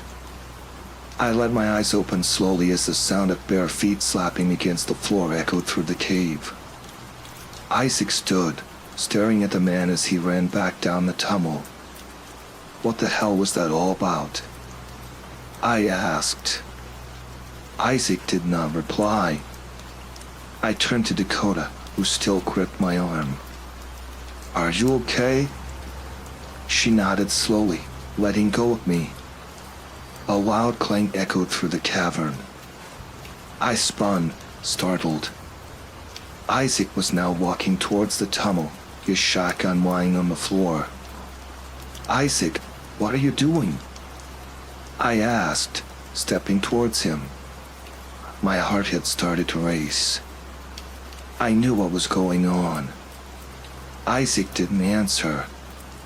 He stepped into the tunnel, beginning to walk towards the creature's home. Dakota sprinted past me. I reached out to stop her, but I was too slow. I followed her as she stepped up behind Isaac, placing her hand on his shoulder. "Isaac, where are you going?" Isaac stopped moving, looking at Dakota without speaking. "What are you doing?" she asked again, shaking him lightly. Isaac blinked. Dakota turned to me, her hair flipping up over her shoulder. Fear was plastered across her face. "Alex, what is this?" Isaac had an odd look in his eyes. Within the span of a second, his hand shot up, grabbing at Dakota. His hand wrapped around the first thing it could find. Isaac yanked on Dakota's hair, causing her to gasp and yelp in pain. "Isaac, what the fuck?" I was moving quickly now. "Isaac, stop." My friend didn't stop. He had started to walk faster, in fact, dragging Dakota behind him. She had started to swing her arms at him, crying out in pain. I acted quickly. I sprinted towards Isaac, leaping directly into his side. His grip on Dakota didn't loosen as he fell towards the ground. The three of us crashed into the cave floor. Dakota cried out in pain, but I ignored her for now. Isaac was trying to push me off of him. His arm came up and connected with the side of my head. His knee jammed into my stomach. I lifted my hand and brought it down hard into Isaac's face. My fist connected with his cheek, the back of his head smacking against the cave floor. Dakota gasped as I pushed my friend into the floor, slapping his face. "Wake up, Isaac." "Stop." My friend looked up at me, confused. What the hell just happened? I looked to Dakota, relief flowing through me. Isaac suddenly groaned in pain, rubbing the back of his head. "Did you just fucking punch me?" "You just dragged me into the tunnel, Isaac," Dakota said, kneeling beside him. "Do you not remember that?" What?" he asked, his hand reaching for his cheek. "That man, what was he holding in his hand?" I asked, helping my friend to stand. He seemed to have forgotten that the man even existed. "I don't even remember. There's just, like, a gap in my memory. I don't know how to explain it." I returned to the cavern, returning with Isaac's shotgun. Whatever that man did with his hand is connected to the creature somehow. The same thing happened to Charlie. Isaac groaned, realizing that this was all actually happening. "What the fuck, man?" Dakota was looking down the tunnel. "I think we should keep going. The exit is down that way." I nodded. "She's right." Isaac didn't argue. The three of us moved down the tunnel. I felt the walls get closer together as we walked through the cave. The morning sunlight could be seen through the opening at the end of the tunnel. Before long, we'd reached the tunnel that led to the creature's cave. "This is the tunnel up ahead," I said, shining the flashlight in front of us. The light began to seep into the hole in the wall. "This one right here?" Isaac asked, peeking into the tunnel with his shotgun at the ready. He hummed lightly to himself. "It's empty." I nodded, looking at Dakota. The side of her body was covered in dirt. "I'm going to go inside." Dakota froze. "You're what?" Isaac shook his head. "No, man. You saw what happened to me. To Charlie. You can't. Nothing will happen if I don't look at whatever that man was holding," I said. "The tunnel leads to a cliff within the cavern. Everything else is happening down below. They won't see me." "Yeah, but they're obviously expecting us," Dakota said, stepping towards me. "Well," I said, stammering, "then it's probably better that only one of us goes, anyways. Just in case." "Alex," Isaac started. "I'll be fine," I said, looking back at Dakota. "I'm the only one who's been inside, anyways. I'll be quick." Isaac groaned, rubbing his forehead. "Don't go all the way in," he finally said.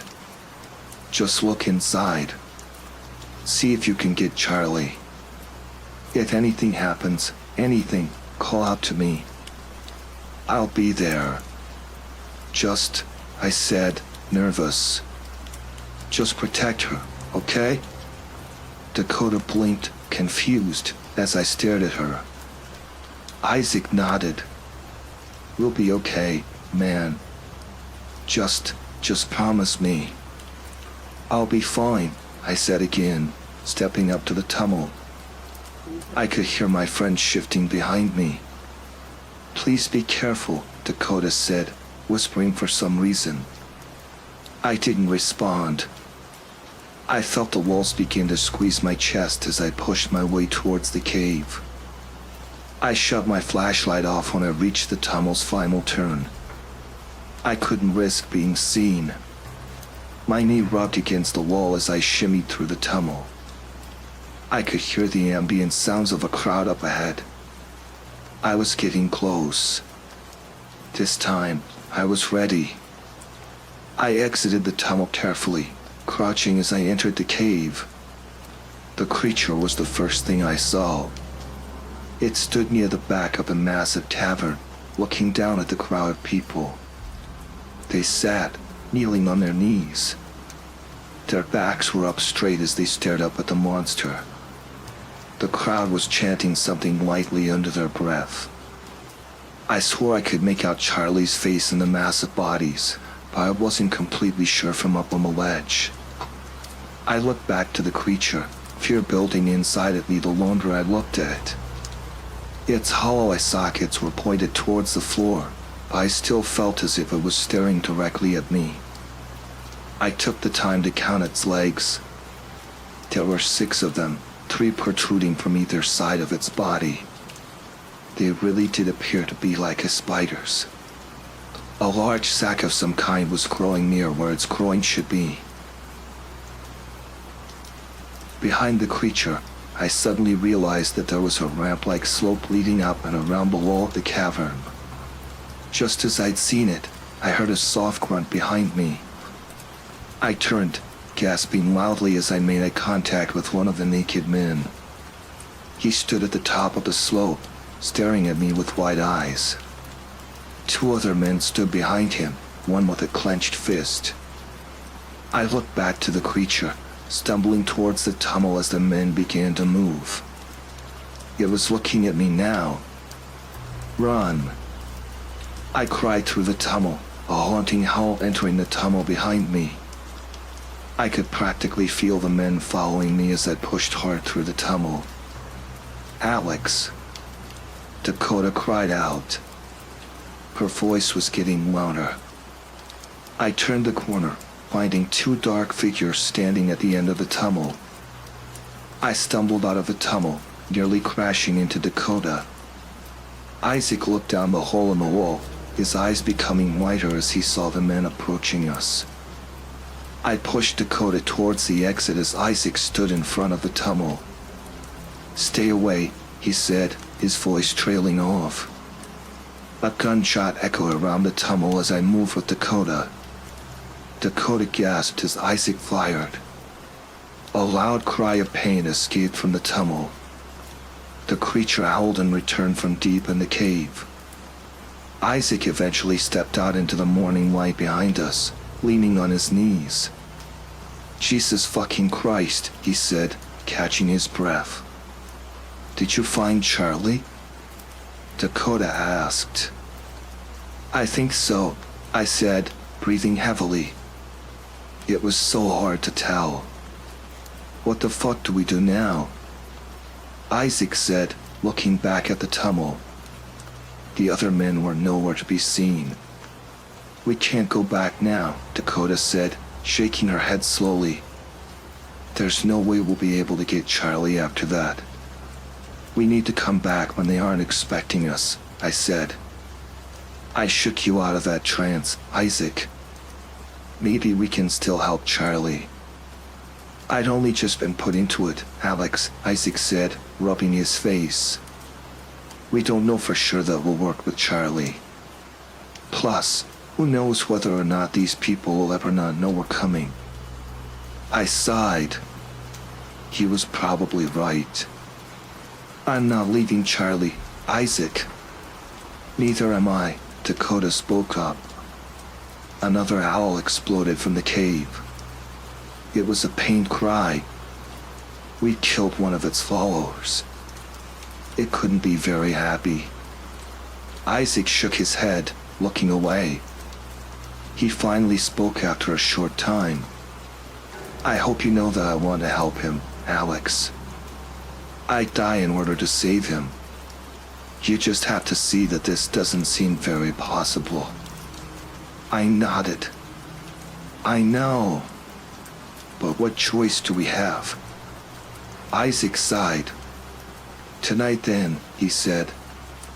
"We'll come back tonight with more materials. We'll kill that fucking thing, and we'll get Charlie back. Okay?" I couldn't help but feel that the plan was far-fetched, but God, did I want it to be possible? "I'm in." "So am I," Dakota said. "We have to stick together in this." "Dakota," I started. "I can take care of myself, Alex," she said.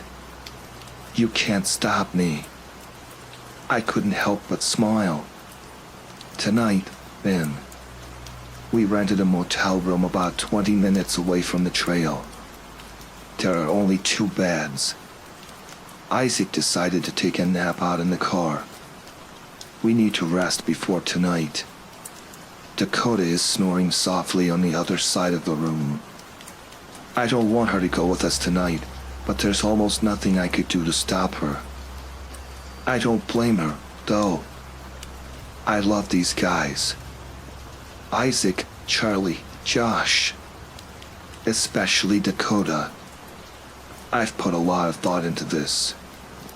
I'd rather die trying to save Charlie than live knowing that I left him to suffer like this. I know the others feel the same way. I need to get some sleep. I have a long night ahead of me. If I don't update you all tomorrow, I'm sure you can figure out what happened. If you had told me a week ago that Josh would be the one to get the best part of this deal, then I would have never believed you. I laid down my head and tried to sleep. For a long time, I stared at the ceiling or at the back of my eyelids, waiting for sleep to take over. Every time I closed my eyes, I could see it staring back at me. I finally fell asleep at around 3 in the afternoon. I woke up at just past 5 to find Dakota's hand on my shoulder. "Hey, hey. It's almost time to get going," she said, lightly shaking me awake. I sat up in bed, running my hand through my hair. I could tell that it was sticking up.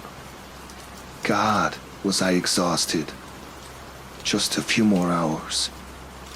I joked, sighing as I realized humor couldn't take my mind off of the day's schedule. You're telling me, Dakota said, standing at the sink. I watched her closely in the mirror as she splashed water onto her face. I sighed once more, looking at my cell phone. I could see that some of you had commented on the update. Almost all of you are in agreement. I needed to go to the police.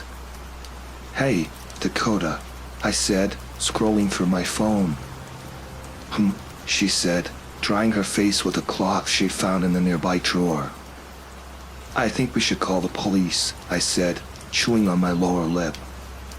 She looked at me in the mirror for a moment before turning over her shoulder. Why? I sighed, setting down my cell phone. Look, Dakota. This is all too much for us. That thing is unpredictable. We know nothing about it. What are we supposed to do, anyways? I said, do you actually believe that we'll be able to kill that thing by ourselves? Dakota lowered her eyes. Alex, she said, groaning. I just don't know. What if they just try to kill everyone inside? What if they kill Charlie? I sighed. We're all going to die if we don't get some help, I said. Charlie has no chance of living if we go in alone. I'm sure of it. Plus, I want you to be safe. The police can do that.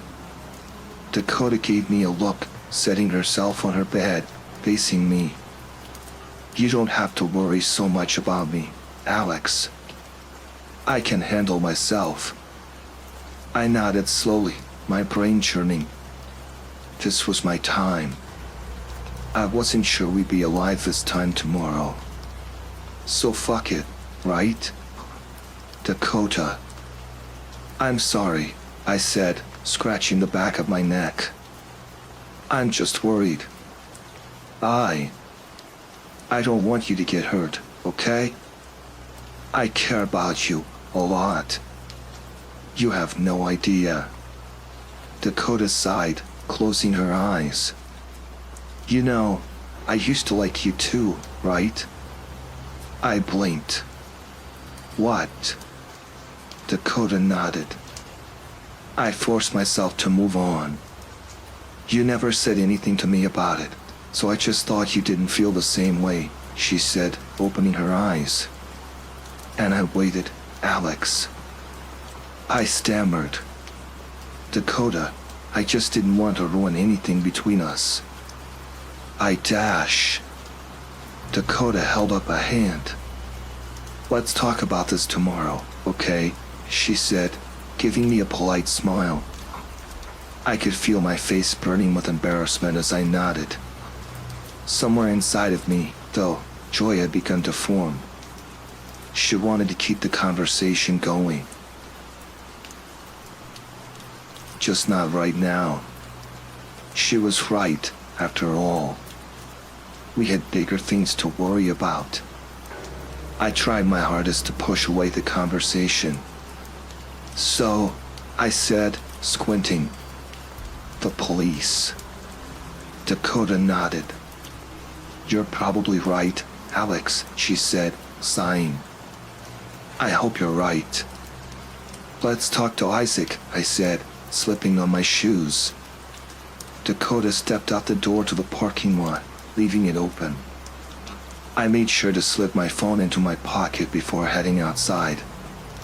I could see Isaac slumped over in the front seat when Dakota approached his window. His mouth was hanging wide open.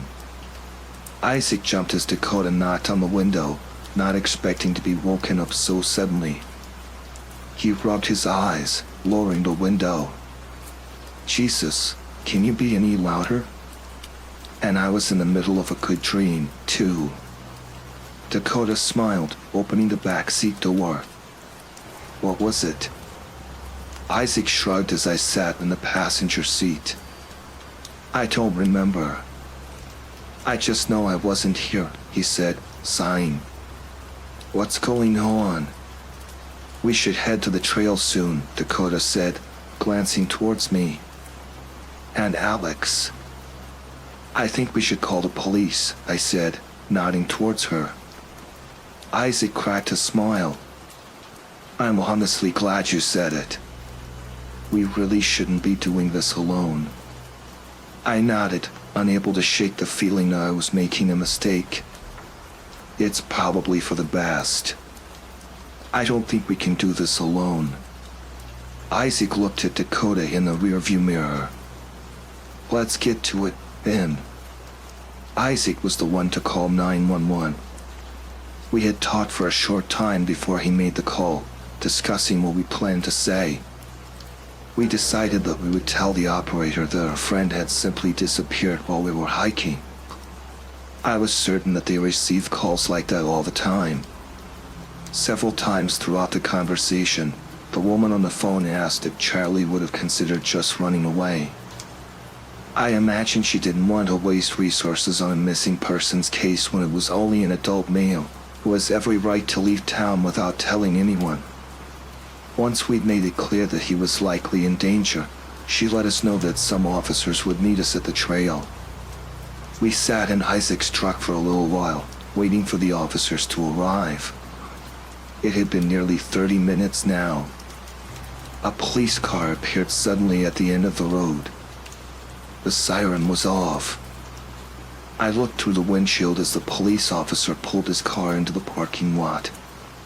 There were two men in the car, both of them staring at their cell phones. They didn't appear to be in any rush. The officer in the driver's seat stepped out of the vehicle, adjusting his pants. He was quite heavy, with a thick brown mustache on his lip. Quite the stereotypical police officer, you could say. The officer looked at me from the other side of the parking lot, pointing. Are you Eric? I turned to Isaac, disbelief entering my gut. Was he serious? Yeah, I called out. That's us. The man nodded and leaned back into his car, speaking to the officer in the passenger seat. The second officer looked to be in his early 30s. He was in much better shape than the first officer. The officers approached us. The first one spoke. I'm Officer Warren, he said, pointing to the other man. This is Officer Thompson. Can I get your names?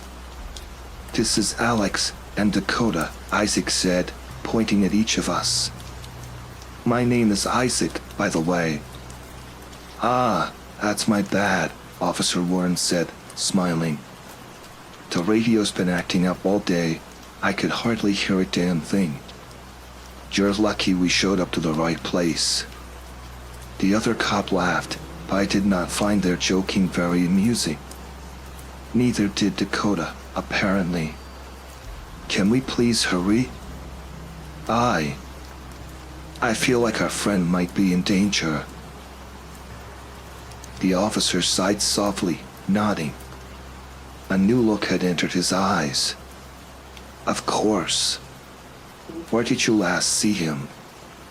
Well, the four of us chose to walk off of the hiking path, he said, choosing not to mention Josh. I figured that was probably a good idea. We can take you to where we last saw him. The officer nodded slowly. And you three have no reason to believe that he was upset in any way? Did he ever show interest in running away? Did he ever seem suicidal? I shook my head. No, he didn't. Trust us. Officer Warren nodded, looking to Thompson. All right, well, you three better show us the right way, then. Isaac nodded, leaning into the back of his truck. Orrin eyed him, confused, when he returned with his shotgun. And what the hell is that for? Isaac blinked, looking at his weapon. It's for protection. I don't know what we're going to find out here. Orrin shook his head. We can protect you. Put the weapon back in your vehicle, please, he said, pointing at Isaac's truck. I don't feel comfortable with you having a loaded weapon. Isaac sighed. My dad was a cop, officer. I don't want to hurt you, believe me. You're the only way I'm getting my friend back, he said. It was the first truthful thing he'd said to the officer so far. Oren groaned, rubbing his forehead. He turned back at us with a look of empathy in his eyes. Come on, Ben. The three of us led the officers down the trail in silence. I was beginning to feel regretful. Why had they only sent 2 officers? I tried to calm myself down. They would surely call in more once they found out how big of an issue this really was. Hell, maybe they'd call in the army, too. Warren was huffing by the time Isaac had started to walk off of the trail. Jesus, I don't know how people do this for fun, he sighed. A ring of sweat had formed around his collar. Isaac looked over his shoulder, stepping over a large rock. We went this way. I noticed what Isaac had done. We were heading towards the cave's exit, rather than waste our time moving through the canyon. It was smart. Why the hell did you kids come out this way, anyways? Officer Thompson said, speaking for the first time. His voice was deeper than I'd imagined. We were being stupid, Dakota said, looking at me. I couldn't have said it better myself. Thompson nodded, saying something quietly into the radio that sat on his shoulder. I had no idea what the words meant. Warren had seen the cave before Isaac had even pointed it out. Did you four go inside? Isaac shook his head. No. We thought maybe it was a wolf den or something. Warren nodded, looking towards his partner. Do you have reason to believe he went into the cave? He asked us. A haunting wail escaped from the mouth of the cave. Officer Warren jolted in shock, instinctively reaching for his gun. What in the hell was that? Thompson started speaking into his radio once more as Warren approached the cave, his gun in his hand. Isaac had just started to approach the cave when Warren held his hand up, stopping him. No, stay back. Isaac took a step back, looking at me, fear in his eyes. I know that he wanted to tell them what they were up against. Thompson moved up alongside Warren, and the two entered the cave. Dakota stepped up beside me, pressed against my side. Her presence always seemed to calm me somehow. Mike, there's a tunnel here, Thompson said, shining a flashlight down the narrow tunnel that led to the creature. Officer Warren spoke into his radio before looking back down the main corridor. Thompson stepped into the new tunnel, pushing his way through the tight space. We have to warn them, Dakota said, looking at me. What could we even do? Hey! I called out, Warren looking in my direction. Be careful. There's something huge in there. I don't know what it is. It's all right, just stay there, he said, puffing as he squeezed into the tunnel. I couldn't imagine how he would fit all the way through. We're going to bring your friend back, don't worry. We're serious. Isaac called out. Warren had already stepped into the tunnel, pushing his way towards hell. We have to help them, Isaac called over to us, stepping into the cave. I swore under my breath, following him. Dakota was right beside me the entire time. I approached the tunnel, looking inside. The officers were nowhere to be seen. They had already gone around the corner. They would be there soon. I could hear them grunting as they moved through the tunnel. Oh my God, fuck, Dakota whispered. She was panicking. I placed my hand on her shoulder. Calm down, Dakota. They'll be okay. She nodded, and the three of us listened. Seconds later, I could hear a loud commotion coming from inside the cavern.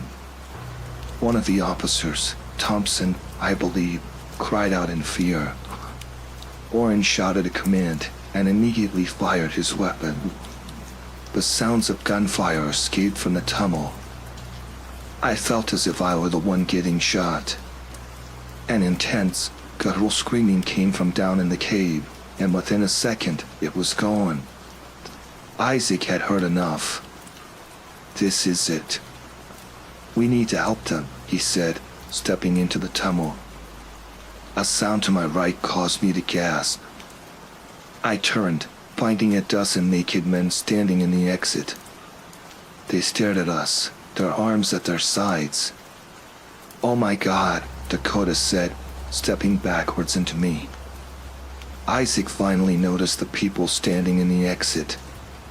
He lifted his shotgun, half standing in the tunnel. "Stay back." I stared at the people, my heart pounding. My palms had started to sweat. I hadn't noticed, but Dakota had grabbed my hand. A loud grunt sounded from behind me. I spun, watching as Isaac was tackled to the cave floor. A second naked man emerged from the tunnel as Isaac's shotgun slid across the ground. The men stood over Isaac and held him down as he began to squirm. I felt a hand grasp my arm. I turned to see that we had been completely surrounded by the naked men. My hand was ripped from Dakota's as I was shoved to the floor by two of the men. Dakota shouted my name, but I could hardly hear her over the sounds of the scuffle. I was finally pulled to my feet by the men. Isaac stood a few feet away from me, struggling to free his arm from the man that held him back. A large man reared back his fist and plunged it into Isaac's stomach. My friend gasped in pain, his knees crumpling as he hung limp in the men's arms. I was shoved quickly towards the tunnel. I managed to look at Dakota one more time before entering the tunnel. Tears were starting to fill her eyes. I had done this. I had fucking killed her. Pain filled my body as I was forced through the tight tunnel.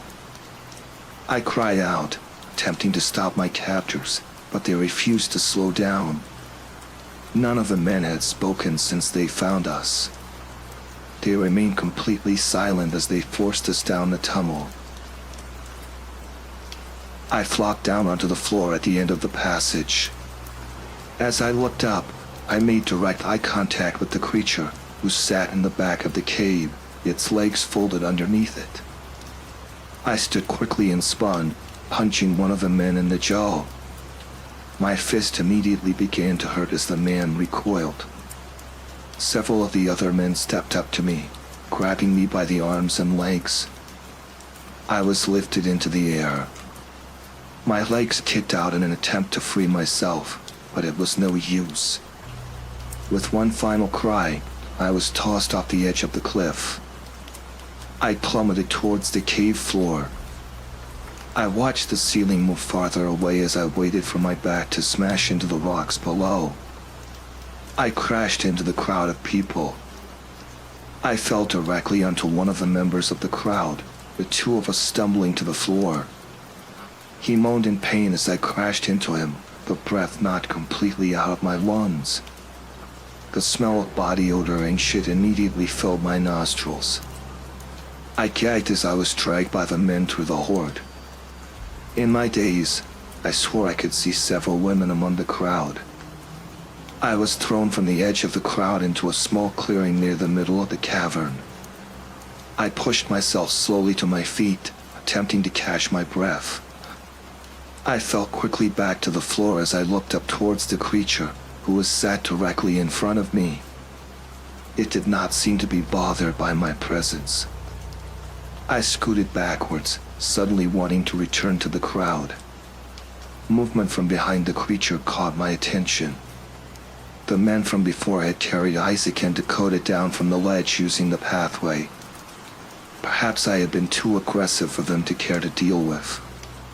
The man holding Isaac stepped around the creature. Isaac was staring up at the thing in complete awe. He hadn't seen it before. My friend was tossed before me. Isaac smashed into the stone floor, coughing as he landed. I looked back towards the men. Dakota was walking with them, calmer now. She looked as if she had given up. The men carried Dakota through the crowd. Isaac was now standing, staring up at the monster. "What the fuck?" he said, looking over to me. I finally noticed the large rock on the other side of the room. The men carried Dakota towards the rock as she continued to cry. "Let her go," I called out. I knew it was no use, but the words came out anyways. The men from earlier began to join the crowd. One, near the front, held Isaac's shotgun firmly in his hands. I couldn't help but notice a new, heavier face at the front of the crowd, Warren's large body now completely naked. I looked back to Isaac, who continued to stare at the creature. "Isaac," I said, moving towards him. My friend ignored me. "Isaac, what do we do?" Isaac looked at me, his eyes blank.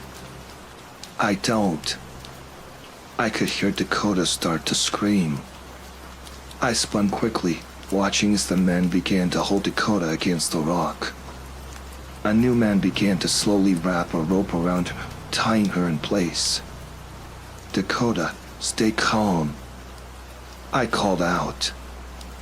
I doubt she heard me. The man began to tie a knot in the end of the rope as Dakota attempted to kick. Her legs had been strapped down, though, so she nearly wiggled beneath the tight restraints. The large crowd began to close in around Dakota. An old woman stepped up to Dakota, grabbing onto the lower hem of her shorts. I watched as the crowd began to slowly tear apart Dakota's clothing. She had started to sob, now. I could feel an unbelievable rage forming inside of me. "Don't fucking touch her," I cried out, running toward the crowd. A large man blocked my path. I swung my fist, the blow barely affecting the man. He pushed against my chest, the action sending me flying backwards. I landed hard on my ass, pain shooting up my spine. I rolled over to my side, pushing myself to my feet. The man stepped towards me. Isaac took the moment. My friend, using the distraction my outburst created, ran forward. He grasped his shotgun in his hands, tugging on it. The man who held it appeared to be startled. He attempted to fight back, but Isaac was too fast. Isaac kicked the man in the knee, causing him to let go of the weapon. Isaac took a step back, cocking his shotgun. "Stay the fuck back." He must have known that he couldn't take all of them like that. Frankly, I don't think he cared. I looked back towards the rock. Dakota was staring directly at me. I felt completely defeated in that moment. Was this my fault? Isaac was going to die in this cave. I was going to die in this cave. "Dakota. Dakota," I called out. I wanted to say it at least once. I love you." She started to cry harder. At that point, I was satisfied. I was ready to die, then, if it came to that. I shifted on my feet as the large man began to walk towards me. I had no idea how I was going to defend myself from a man his size, but I knew I had to do something quickly. A loud bang exploded from my left.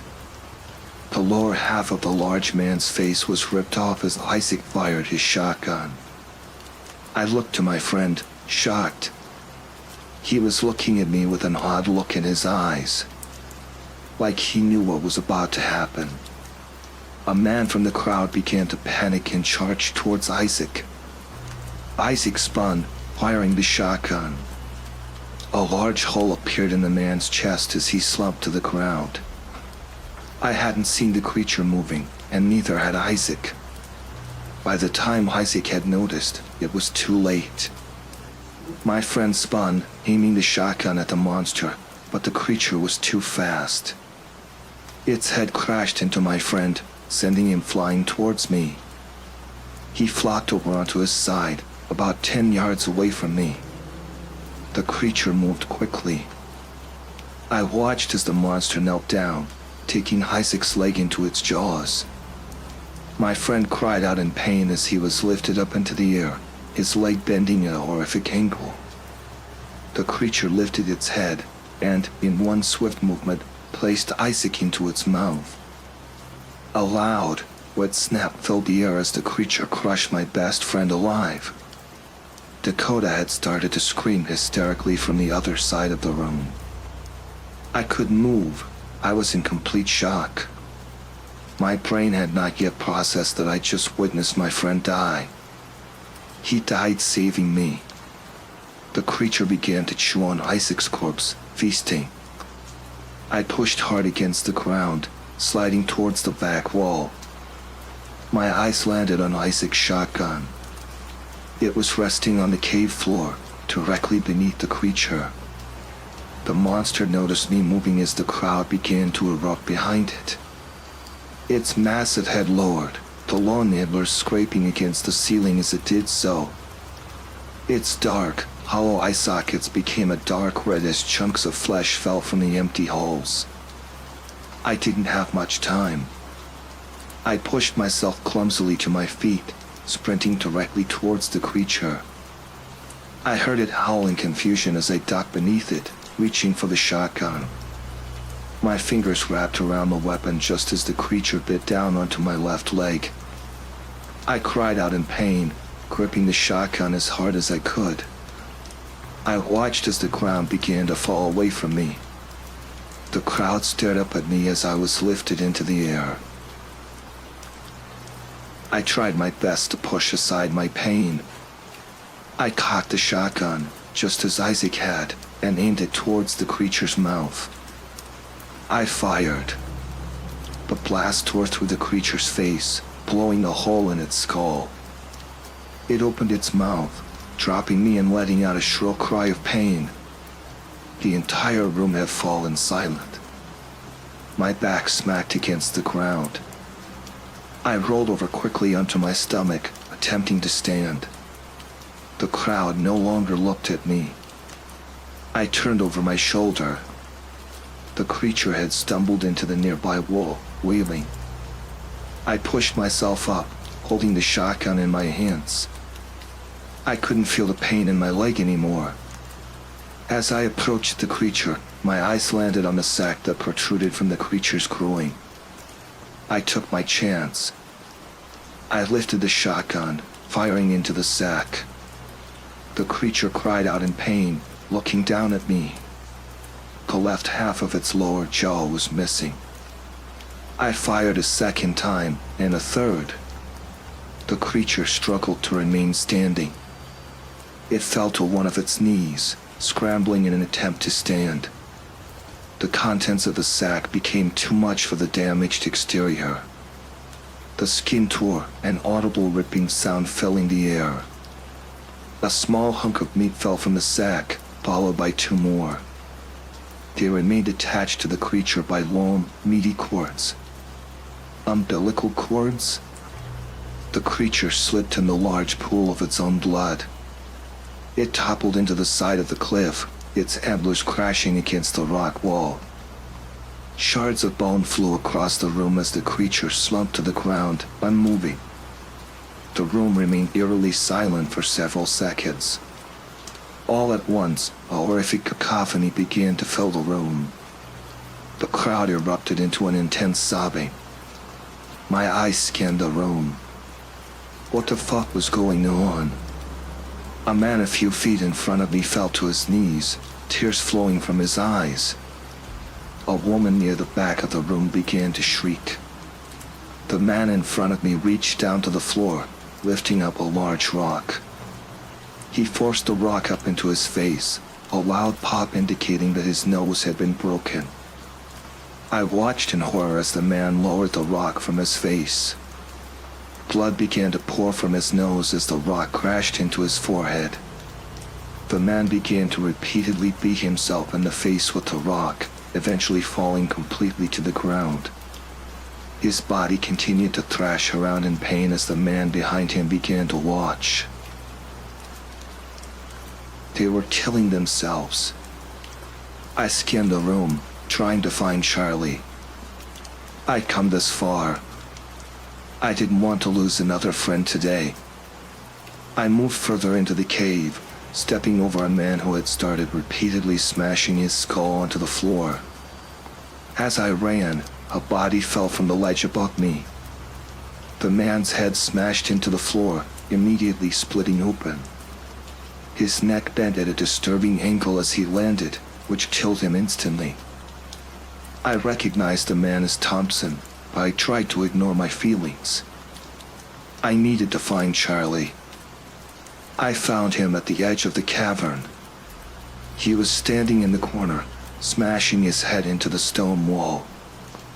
I was on top of him within seconds.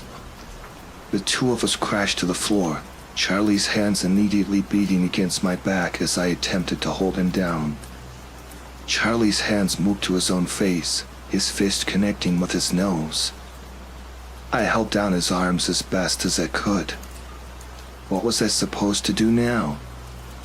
I looked around the room. Nearly the entire horde had killed themselves by this point. Some people writhed in pain as the final signs of life slipped from their bodies. Others climbed slowly to the top of the ledge in an attempt to end their lives by falling. A groan sounded from the other side of the room. I looked over to an older woman who held a rock in her hands. Her weak beatings had begun to slow down. A new look had entered her eyes. One by one, the surviving members of the crowd began to wake up. A man stood up from the floor, a large gash in his forehead. He looked around the room, unable to comprehend what he was seeing. "Alex," a soft voice called. I looked back to Charlie, who was looking up at me with confusion in his eyes. "Charlie?" I asked, continuing to hold him down. "What the hell is going on?" he asked, looking down towards his exposed groin. I fell backwards off of my friend, groaning as the pain returned to my leg. My eyes moved immediately to Dakota. She remained tied to the rock, staring directly at me. I ran to her, finding a sharp rock on the ground.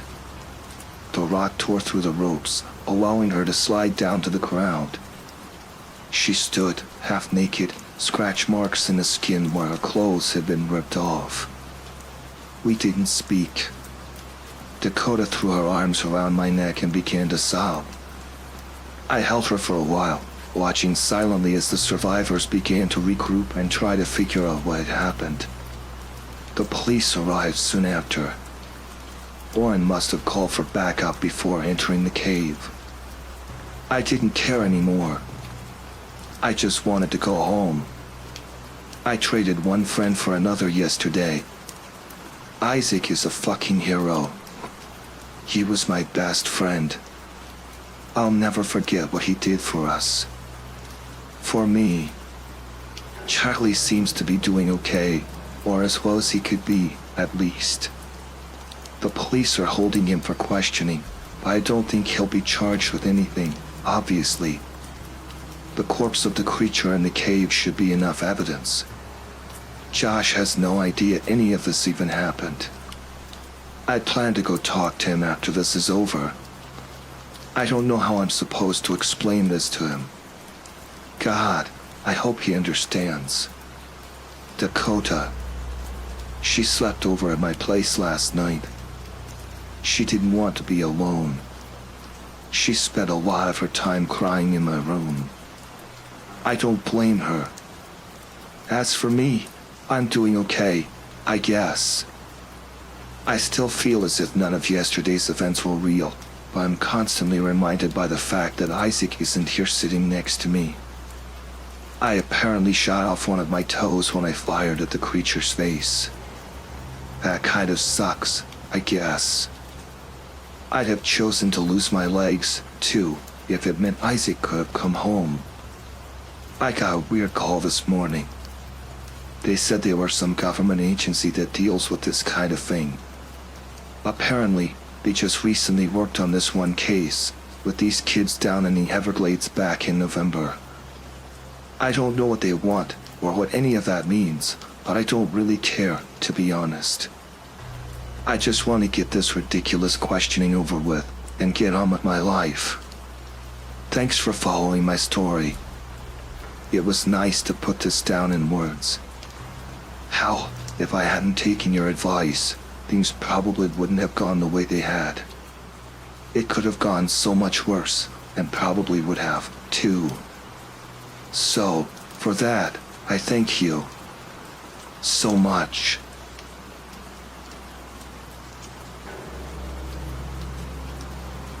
What do you imagine when you hear the phrase, the scariest photo ever taken?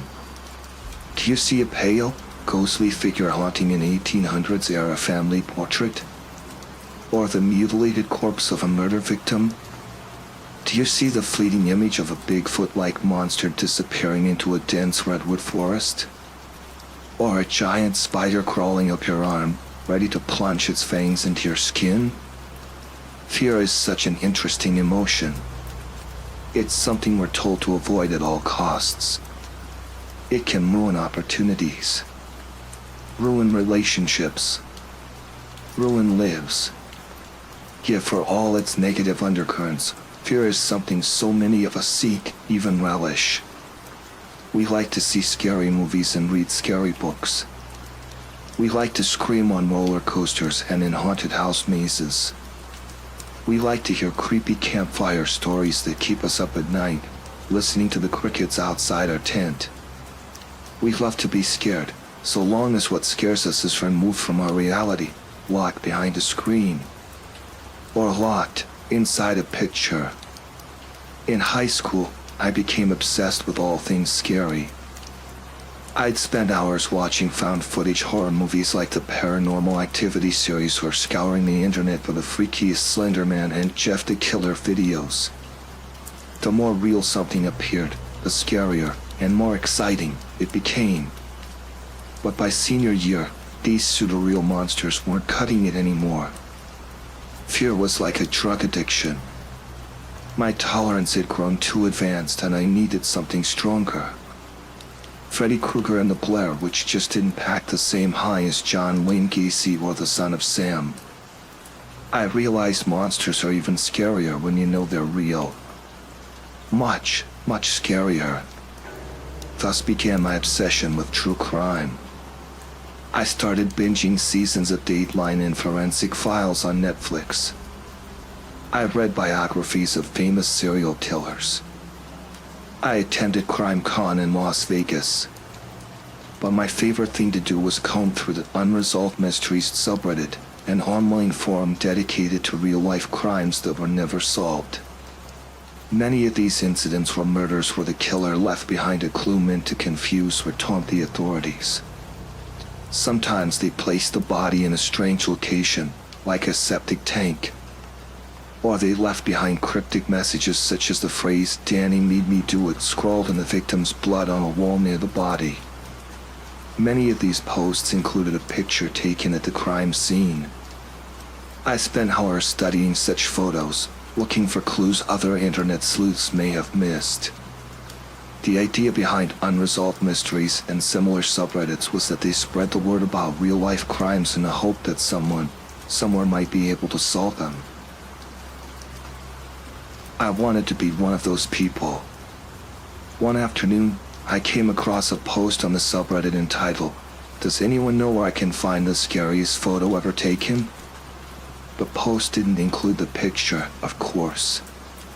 The writer claimed there was this Polaroid taken by a serial killer that had scared investigators so much, it drove one of them insane and made others physically ill.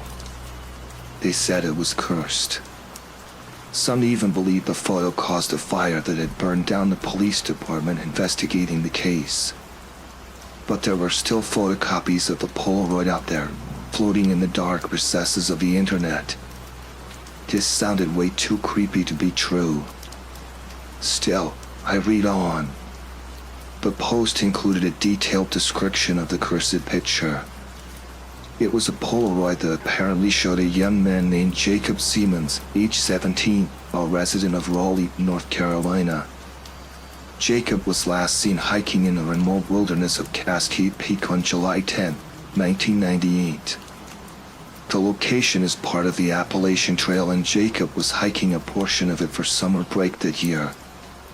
When he didn't show up at the next trailhead 2 days later, his parents grew worried and a search party was assembled. In the photo, Jacob is standing in the middle of the woods at night, his hands and legs bound by a thick black rope. He stares into the camera with a mixture of fear and resignation, his pale face twisted in a knot of terror. Eyes wide, lips parted to form the beginning of a scream. It's believed that his photographer, an infamous and uncaught serial killer named the Butcher of Appalachia, took the photo moments before slashing Jacob's throat with a knife, killing him. Jacob Siemens was one of 10 murders attributed to the Butcher, and the only one where the killer left behind a clue along with a body. On July 15, 1998, 2 hikers camping on Cascade Peak stumbled upon Jacob's pale, lifeless corpse. He was strung up in a pine tree using thick, black rope, like some demented Halloween decoration. The hikers promptly called the cops, who arrived an hour later and cordoned off the whole mountain. A search team of hundreds combed through every square inch of forest covering Cascade Peak looking for the killer.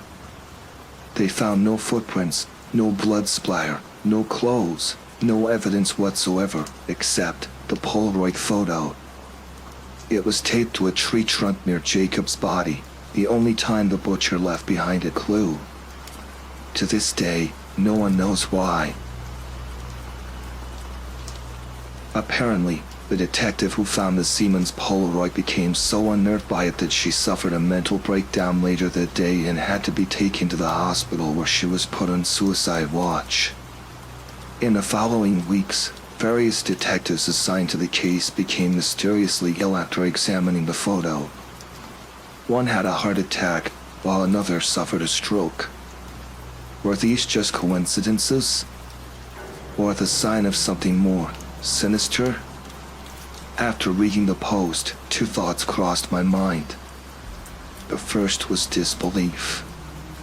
The whole story sounded like an urban legend fabricated to gain attention, just another creepypasta from some creative and disturbed teenager spending too much time online.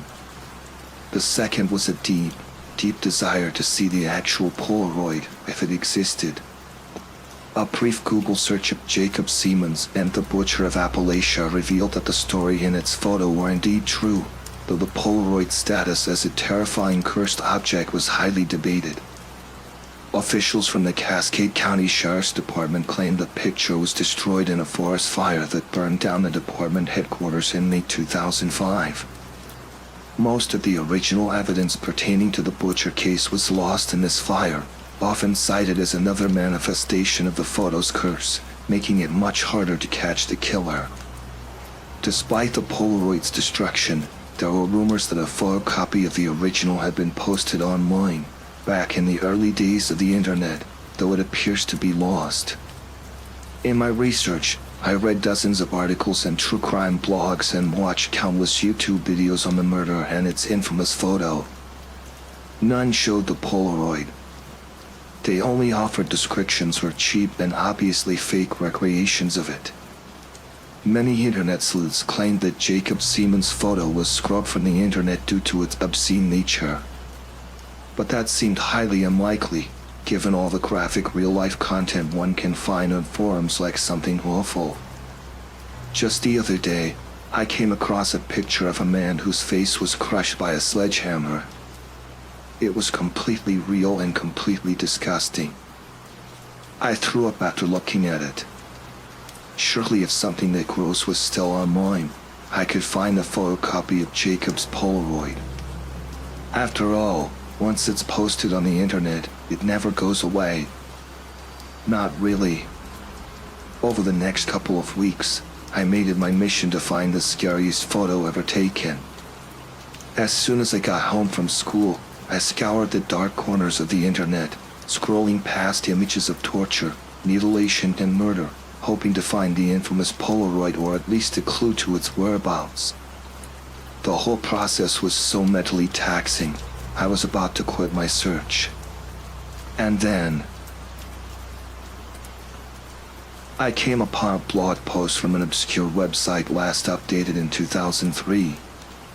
The site was called Cascade Chronicles. It wasn't devoted to horror or true crime or anything of that nature. It was just a blog about hiking in the Appalachian Mountains. The site's owner and only contributor, username Mike Likes to Hike, posted an article on the Jacob Siemens case on March 10, 2003. It was the last post he ever made. In the post, titled The Harrowing Case of Jacob Siemens, Mike Likes to Hike gave a full account of the Butcher of Appalachia and his murder. He included pictures of the mountain, its forests, a photo of Jacob from his high school yearbook, and, at the bottom of the page, in a low-quality 72 dpi image, he posted a photocopy of the Polaroid found at the scene. The second I saw it, I knew it was the real thing, even with its low resolution. This was the scariest photo ever taken, an image of impending death. I leaned forward until my head was an inch from the laptop screen. As I stared into the terror-stricken face, moments from doom, my blood went cold. The hairs on the back of my neck shot up. My skin broke out in a cold sweat. I couldn't look away. My eyes were glued to those cursed pixels, trying to make sense of what I was seeing. It wasn't Jacob Siemens' face staring back at me in that Polaroid. It was my own face. In that moment, a feeling washed over me like a tidal wave, one that gives me goosebumps just thinking about it. I sensed this presence in my bedroom, large and quiet. It felt like someone standing just behind my computer chair, looming over my shoulder, holding a knife. I spun around in my chair, but there was no one. The room was empty. I no longer felt the presence. I immediately got up, grabbed a 5-iron from the golf bag in my closet, and searched the rest of the house. But there was no one there. My mother was still at work. No one had come by. I double-checked all the windows and locks. When I got back to my bedroom, I immediately closed my laptop without so much as another glance at the photo. I haven't opened it since. I'm planning on taking my computer out into the woods this weekend and throwing it into a massive bonfire. Let it burn to ashes. Just to be safe. I don't really care for true crime content anymore. If I want to be scared, I'll put on a movie like Alien or Dracula, anything that's clearly fictional. I never want to feel the way I felt when I saw that Polaroid. Especially because, beneath all the fear, I had this deep desire to keep staring at it, just to see what would happen. I'm not proud of myself, but at this point I need to share this with someone, just to get it off my chest. Here goes. I was out hiking in the forest near my home. I like to go for walks in the woods to clear my head, and there are various paths around town. This particular one led to a little-known waterfall which I frequented occasionally. The ground was still wet and muddy, but I wore my beloved hiking boots that kept my feet warm and dry. There weren't very many people down that way, and I was all alone when I saw it. Off in the woods to my right, about 30 yards off the path, was an old barf green suitcase. It looked to be a few decades old, the type of thing you would turn your nose up at if you were shopping at a thrift store, unless you were into vintage pieces. It was a picture-perfect image of the one I had been seeing in my dreams recently. It stopped me in my tracks. The suitcase was sitting upright on a stump as if someone had left it there to be found, or as if they were coming back for it soon. What an odd sight, I thought to myself, unsure how to proceed. Was it a bomb? Was it full of money or drugs? My curiosity got the best of me, and I found myself carefully making my way through the brush and going towards it. I listened for the sound of anyone coming through the trees, for the owner of it coming back, but there was no one. Nothing. Getting closer, I saw it was stuffed full.